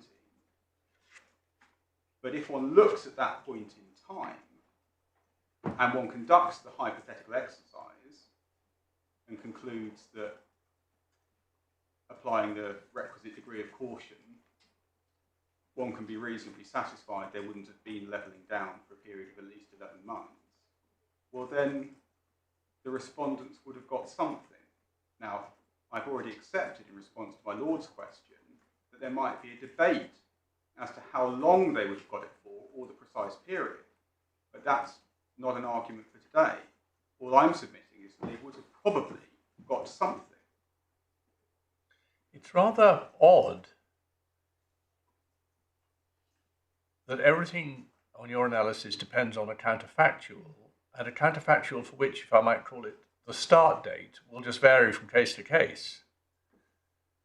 That might suggest that this sort of elaborate counterfactual is a flawed process anyway. Well, That it's enough just to say these were not what would have she have done, but simply what real injustice has been done by not receiving a windfall. I know you might not characterize it as a windfall, but for the sake of argument, that's the case you're meeting.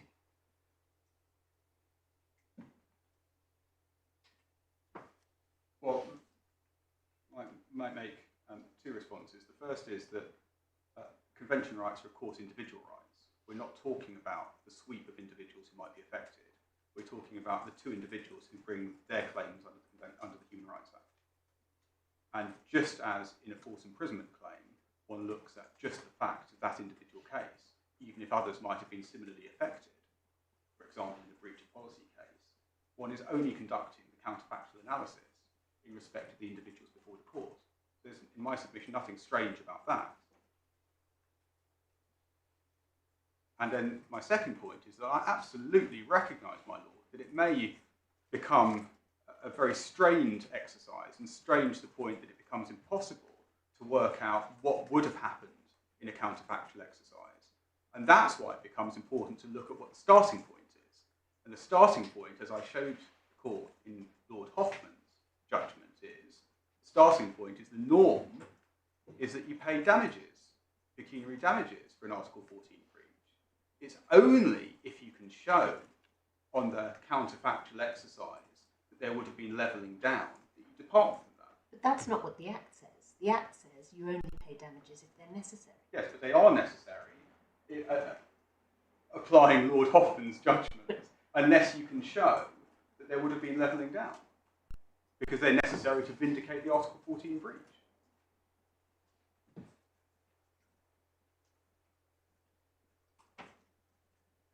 But my lady, if my lady doesn't accept that submission, then I would say in any event that on the facts of this case, the court can be sufficiently confident that the respondents would have received additional money if at the relevant time in their cases the Secretary of State had complied with Article 14.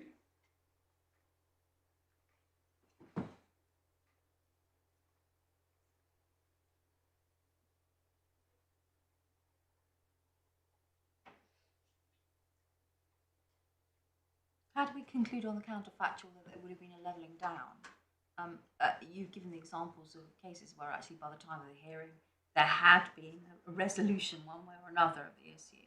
But if the issue hasn't been resolved, what sort of circumstance, and there is the suggestion that a new policy is to be rolled out, doesn't your argument mean that always one would have to conclude that one has to level up? Is there a scenario in which one, in those circumstances, could conclude that it was to be levelled down? In my submission, yes. Because if the Secretary of State had come to the hearing below and said, we don't accept that there's been a breach of Article 14. For example, we don't accept the status on which you rely, or we say we've got a justification, or whatever the defence might be. But if you, the court, find otherwise, we will immediately amend the scheme to level down. Well, that would be a situation in which the court could properly say, well, your solution to the discrimination would be levelling down, because if the Secretary of State had said to Mr. Justice Kerr, rather than having an indefinite period whereby we continue to pay the benefit to everyone apart from asylum seekers, and then we're going to follow up with the needs-based scheme, if instead the Secretary of State had said, well, if you find there to be discrimination, we're going to extend the asylum seekers rule to everybody in receipt of income from another source. If the Secretary of State had said that, then the court could confidently conclude that there would have been levelling down if the Secretary of State had recognised an Article 14 breach at the relevant time.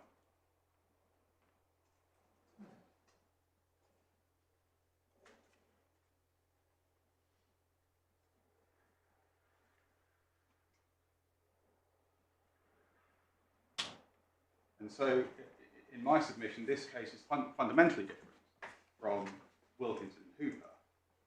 The Secretary of State can't show that had she remedied the discrimination, she wouldn't have paid the benefit to the respondents, or couldn't show that she would have removed the benefit from those who got it.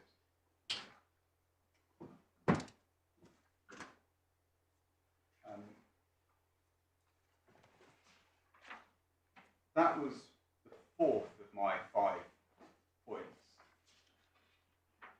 My fifth is that the evidence before Mr. Justice Kerr was that the Secretary of State's ultimate plan, following the long period of planning and implementation, was to introduce a needs-based support scheme. And in my submission, the respondents would have benefited from such a needs-based scheme because, as the judge below identified, they had an unmet need for child-related support.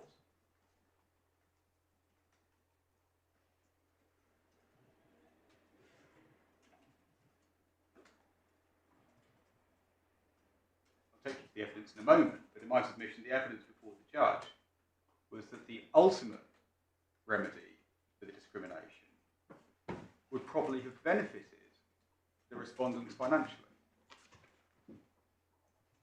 So if I attempt to make that good on the documents, we could look please at the supplementary volume 2.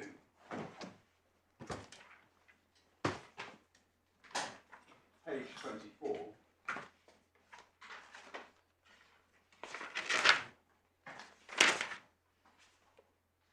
This is part of Ms. Tan's witness statement. And on page 24, there is a heading, Development of New Financial Support Policy. And then paragraph 39, the new policy will recognise that every victim's experience of modern slavery will be different, and as such, the support they require to aid their recovery will be specific to the individual. Consequently, government intends to take an individualised approach to financial support. The current plans for the new policy consist of 3 elements set out below. And what we can see from the headings below is that the first element is funding for essential living needs. The second is an individual recovery payment. And the third is offsetting of financial support. If you could then please look at page 25. Doesn't look so different, does it, from what you've got now? Except it's individualised. That's the key. Yeah. So at page 25, the second heading, individual recovery payments, in addition to the essential living rate, further financial support may be available for potentially confirmed victims of modern slavery and access support they need to recover from their experience of modern slavery. This will include an individualised assessment of what, if any, additional funding may be required in order to help meet their recovery needs that are directly related to their exploitation and not already available through other routes such as the NHS, local authority or charitable services. Isn't the statement that payments should complement rather than duplicate other finances and support services in paragraph 44 consistent with a levelling down approach? Because everybody will have their payments complemented rather than duplicated, and not just the asylum support. I accept that this ultimate solution will result in some levelling up and some levelling down. It's a third way. Some people will benefit, some people will lose out. Well, no.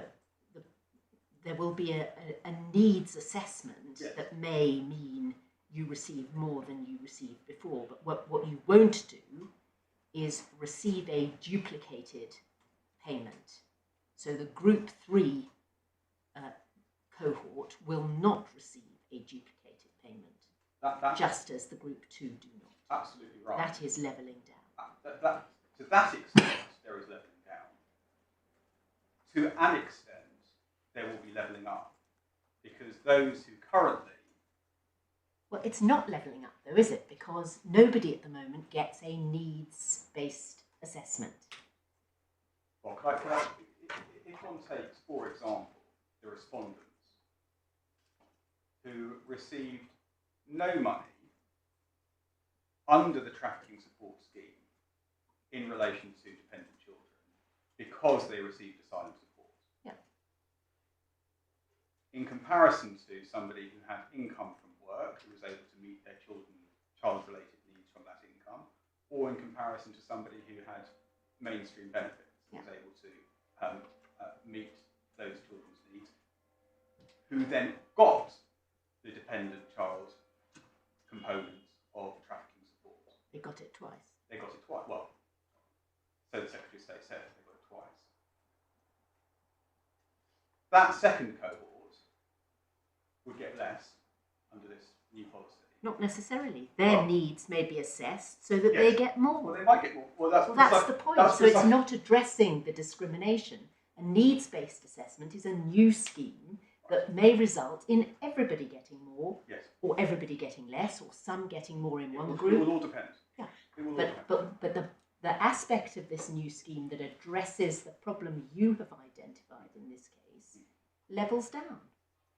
What I'm attempting to show in this part of my submission is that the respondents would do better under an individualised needs-based approach than they did under the scheme that applied to them, and that therefore the discrimination resulted in pecuniary loss to them. So I'll try and steer away from making more sweeping statements. I accept the point that my lady has made. Could we then please look at the judgment to see what the judge said about the evidence of the respondents' recovery needs, which is core bundle, page 110.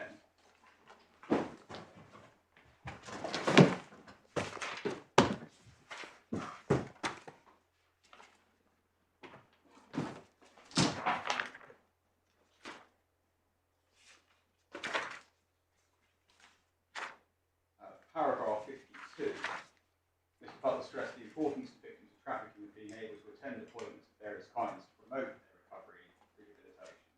The appointments may be legal, medical, or counselling, amongst other things. He took me in detail to a substantial body of evidence, among others, lawyers, clinical psychologists, consultant psychiatrists, who not least the claimants themselves. This evidence was deployed to establish first that attending such appointments is essential to recovery from the trauma of being trafficked. Second, that children are usually barred from attending to protect them from hearing about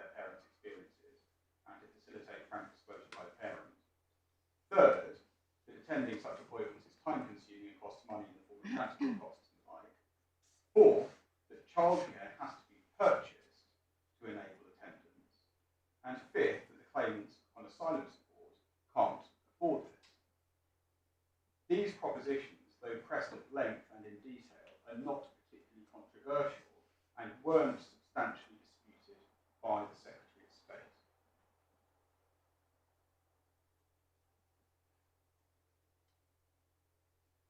And then at paragraphs 55 and 56, the judge recorded the evidence that this unmet need wasn't significantly ameliorated by ad hoc funding or charitable grants. So, in my submission on the evidence as recorded by the judge, single-parent victims with dependent children, in particular the respondents in receipt of asylum support, have support needs, or in the respondent's case, had support needs, which weren't being met under the scheme in issue, but would be paid for, at least insofar as we've got evidence of it, would be paid for under the proposed new scheme.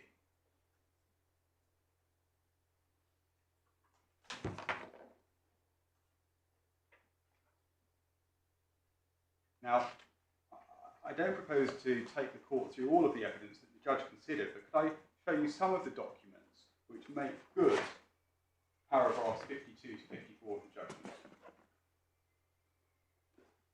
If we could begin, please, with Supplementary Volume 1.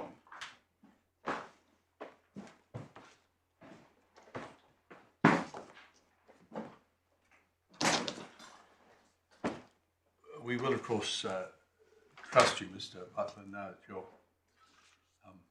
fully in silk. But unless Mr. Tam tells us otherwise, 52 to 54 paint a clear and, frankly, unsurprising picture, which apparently Mr. Tam didn't, as far as I'm aware, still doesn't. If you're just trying to put flesh on the bones are actually very clear already. So if you really think there is important value, we will of course not stop you taking us to anything, but if you're merely just trying to illustrate, not sure it's a useful exercise. Well, I think my lord has correctly predicted that I was trying to put flesh on the bones, but it's an important point for my submission. But if it's accepted that the claimants had recovery needs that couldn't be met other than through paid childcare, and that they were unable to meet their recovery needs under the system in issue, then I can move on. Well, as I say, paras 52 to 53 and the first sentence at 54 speak for themselves. So I would have thought to 55 to 56. Mr. Tam, I don't want to put you on the spot, but is anything of what is said in those passages I've just referred to controversial? Lord, I'm looking at them again. Obviously, 56 is. Sorry, I was going to say partisan. That's not quite the right word to describe those who are working with the claimants. But it's clearly evidence from one side. So we wouldn't. They aren't actually findings, whereas clearly 52 to 54 effectively are findings. Yes. At any rate, That's right. So, well, look, so there's a risk of taking. Go on, you go first. The broad thrust we didn't contest below. It wouldn't be right for me to do that now. Well, there is a risk, Mr. Butler, of us spending more time arguing about what you ought to take us to than we will save. I'm in your hands. You see that I didn't detect any dissent from my ladies. I'm doubtful that this is going to be a useful exercise. Maybe you could just give us the page references and we'd look at them. I'm grateful. Overnight. Could I emphasise perhaps just 2 points? It's not even necessary to turn up the underlying documents, but the first is that MD, I hope the court has read the trauma that she suffered. But we have read obviously what is said in the skeleton arguments. Yes. Well, I think that's a sufficient summary. She has been diagnosed as suffering from post-traumatic stress disorder and was assessed to require trauma-focused therapy. And she was unable to commence the therapy she needed because she was unable to pay for childcare. And the reference for that is Supplementary 1, page 43, paragraph 10. Then EH, who continues to suffer the most appalling symptoms and has been assessed to require long-term trauma-focused cognitive behaviour therapy. She was unable to commence that therapy because she had no childcare. And the reference for that is Supplementary 1, page 58, paragraph 14. Yes. But I do want to just say that there was a wealth of material, and the judge, one can detect in his judgment, was felt that he'd perhaps been taken to more material than he wanted to be taken to. But there was a wealth of material below to support the proposition that the two respondents were unable to have their recovery needs met because of the absence of paid childcare. Well, we have the point. Perhaps this is an appropriate time to say that obviously this case has to be and is about very specific legal issues. But of course, we're not unaware of the real human stories that lie behind it. Yes. And this part of my submission is very much individual focused, because if I succeed in this part of my submission, it doesn't mean that anyone else is necessarily entitled to pecuniary damages for the discrimination. This is very much an individual-based submission. So if we take at face value... I'm so sorry, Mr. Walker. And actually what you're saying in relation to the terrible trauma and the effect of not having enough money for childcare for your therapy sessions in relation to these two very unfortunate victims is that it takes you back to the new scheme under which you're saying it's inevitable that if you're going to meet their needs, you'd be paying for childcare. That's exactly the point. That's where it goes. That's where I'm going. And so I'm probably going to make the point now in a less concise way. But and therefore, they have. They have suffered loss. They suffered a pecuniary loss. Yeah, that's how you would put it. That's how I put it. So if we take... Well, is that actually correct? Wrongly, you would say, and I can see why, without forming any view on the facts, they have been prevented from going to therapy. Therefore, they have not incurred the costs of the childcare. So they haven't actually suffered a pecuniary loss. Well, it depends how far one goes down the counterfactual road. I do understand the point one would make. One answer would be that if one rules out that pecuniary loss on the basis that in the counterfactual world they wouldn't have got any payment because although the scheme would have been different, they didn't in fact attend appointments. Well, that's one way of looking at it. Another might be if one makes the necessary adjustments in the counterfactual world, they would have got the payments and they would have gone to the appointments. But their real loss, I don't belittle this, is that they have not had the chance to have the treatment which they would have had if someone had been able to pay for their childcare. Well, my first answer to my Lord's point is that one ought to make all of the necessary adjustments when one's contemplating a counterfactual scenario. And the necessary adjustments are what would have happened if the lawful scheme had been in place or the proposed scheme had been in place in order to comply with Article 14, and they'd received what that scheme would have provided for. But if my lord's right that that's an impermissible analysis, then nevertheless their loss, they would have suffered loss, albeit a non-pecuniary one, and that would be properly compensatable by way of non-pecuniary damages. Well, to take a point against myself, these would not, your whole point is these would not have been hypothecated payments. There is a system of hypothecated payments right now, it just doesn't work very well. You, I think, might say the better analogy is to say, here is evidence they have actually been going hungry to the tune, or the city's put it this way, but to the tune of £10 a week worth food. Is it really to say, well, the fact is you did go hungry, and therefore you shouldn't have the £10 now, because you haven't. This isn't £10 you've lost; it's the food you would have bought with it.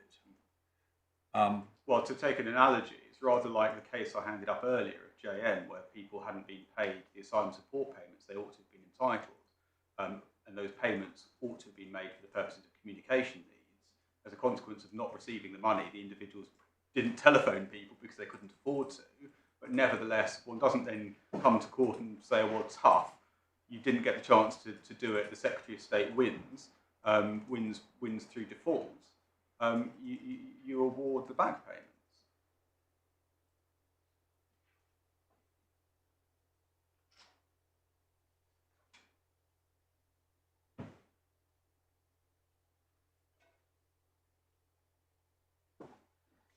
But if I could just try and finish the points.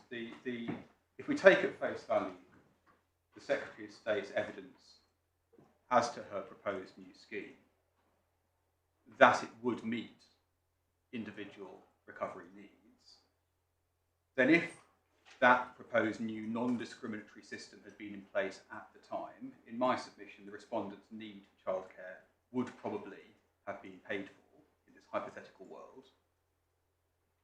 And if we could just go back, please, to the core bundle. I've already taken you to the passage. I wanted to show you the context of the submission. It's page 119.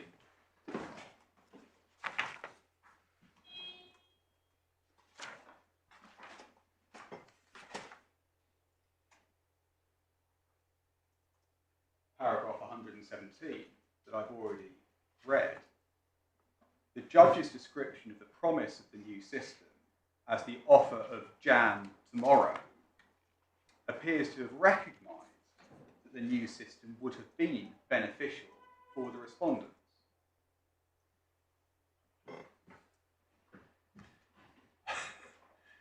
You're building a lot on a little. Well, you may have a good point here, but I don't think just the judge talking about jam tomorrow doesn't really make it any better. So, taking stock, the evidence is that there will be, in my submission, at least 11 months of not levelling down, pending the new scheme. And then the replacement scheme would have constituted an advantage, at least for these two respondents who we're concerned with, who would have had unmet recovery needs met.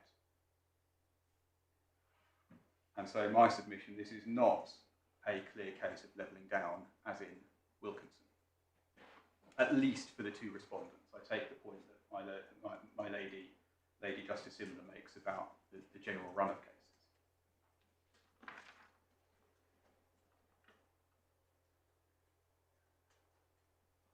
Now, that was all in support of my primary submission, that if the Secretary of State had complied with Article 14 at the relevant time, say in response to the respondent's pre-action protocol letters or in response to the claims, then the respondents would, on the balance of probability, have received more financial support. And in my submission, that alone is enough to dispose of ground one of the appeal, at least insofar as pecuniary damages are concerned. I was then going to move on to an additional submission. I don't know whether it's convenient for me to carry on now or Well, I think it really depends how tight we are for time. And I know you never quite know that because you never know what questions we're going to ask. Well, I prefer to carry on now if time allows. I think we may not go right up to 4:30, but I think we can have another 10 minutes. Yeah. Thank you. And the further submission is that, contrary to Mr. Justice Kerr's analysis, the payment of child trafficking support to victims of trafficking, regardless of their means, was the norm under the policy. And so the payment of child trafficking support to those in receipt of work income or in receipt of mainstream benefits wasn't a departure from the default position. It was the default position. Why do you say that? Well, I'm going to show you the contracts and the original version of the guidance. But in my submission, it demonstrates that what we're concerned with is, in generality, a non-means tested, non-set-off scheme. This is your means tested carve-out point. Yes. And by contrast, it was the targeted exclusion of those in receipt of asylum support, which represented a departure from the grain of the scheme.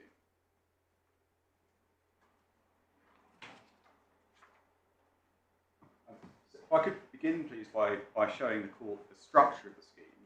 Mr. Tam focused on the statutory guidance as it was amended in April 2020. So quite a recent version. I thought he didn't. I thought he took us to the version in 20. Well, we're at cross purposes, are we? Let's have a look. Well, what he showed you was the £39.60 rate for child trafficking support. Sorry, That maybe the stage of the afternoon we're at. Can we just go to what he showed us and make sure we're looking at the same Yes. document? In the supplemental.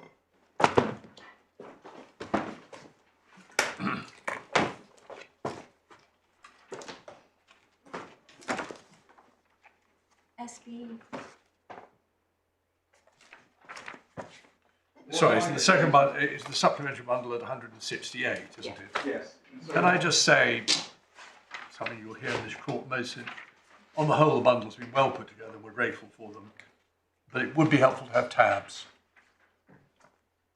Obviously, they notionally exist, just they're all set out in the index, but they're not actually physical tabs. So, okay. I'm nodding, but of course it's not outside responsibility. Sorry. What I had noted, my lord. No, I think no. I misled myself. It is the first version, but it is 2020. Well, what I had noted was that Mr. Tan took you to page, the guidance of page 171. Yes. Not the one at 168. Well, 168 is the beginning of the document, isn't it? No, 171 is the beginning of version 1.01. Ah. 168 is 1.00. Exactly. So what the court was showing was the bottom of page 172 and overleaf on 173.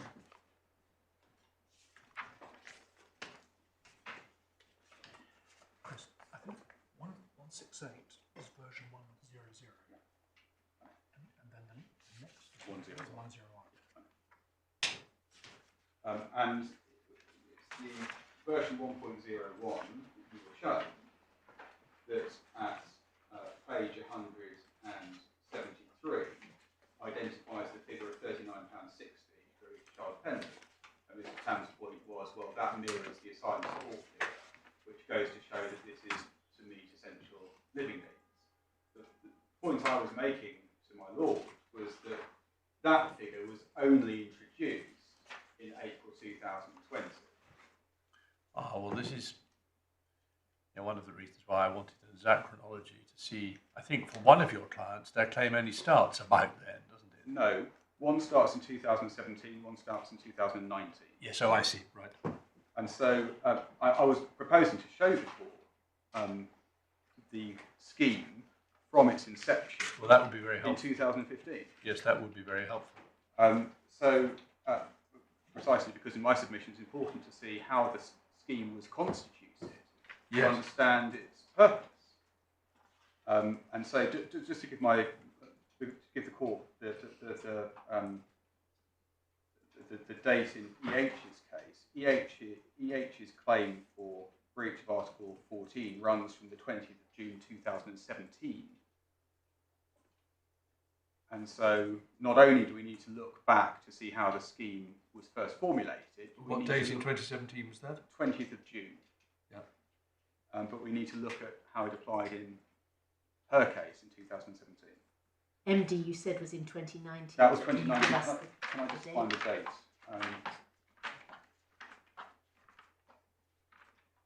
So if I could I give you the complete periods of the Article 14 breaches? But for EH, I'm so sorry. I've given the court the wrong date. I'm so sorry. The 20th of June 2017 date is wrong. I'm so sorry. For EH, it is the 19th of January 2018.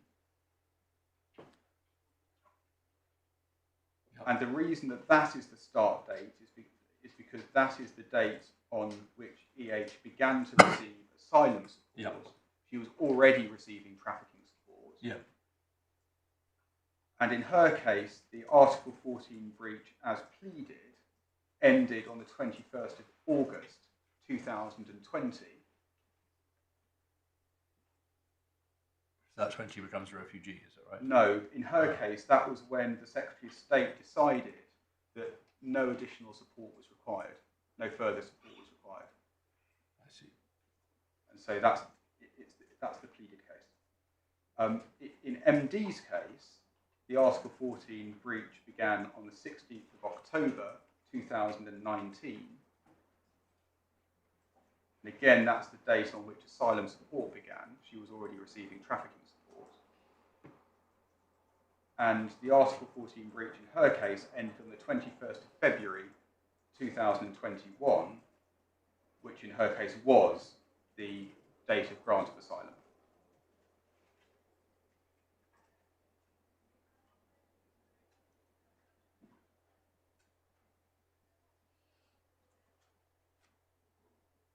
So looking at the beginning of the scheme, from March 2015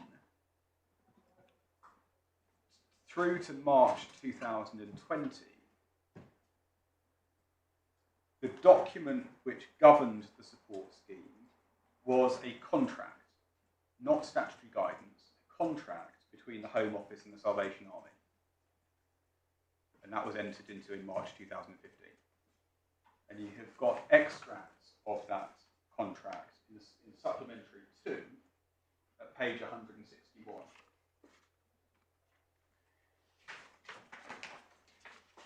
The predecessor to the statutory guidance, and I haven't done an elaborate exercise to see if they cover the same ground, but very broadly speaking, the predecessor was the I'm not quite sure exactly how it was characterized, but was the document which basically was called National Referral Mechanism. Did that not contain anything about financial support in it? I think that the position was governed by the contract. Because I'm not saying you're wrong, but I just wanted to make sure that you were right. I had assumed, but the assumption may well be wrong, that there was a governing document of the same sort of character. It wasn't statutory guidance, but the same sort of character as the one we've been looking at, coming from the Home Office with lots and lots of material about the rights of victims of trafficking, including, I thought, a section on financial support, which basically said there will be a contract, and there was a contract. But just looking at where you would look at for the source of the Secretary of State's policy, you would look at her document rather than at the contract. Could I just turn my back? Yes.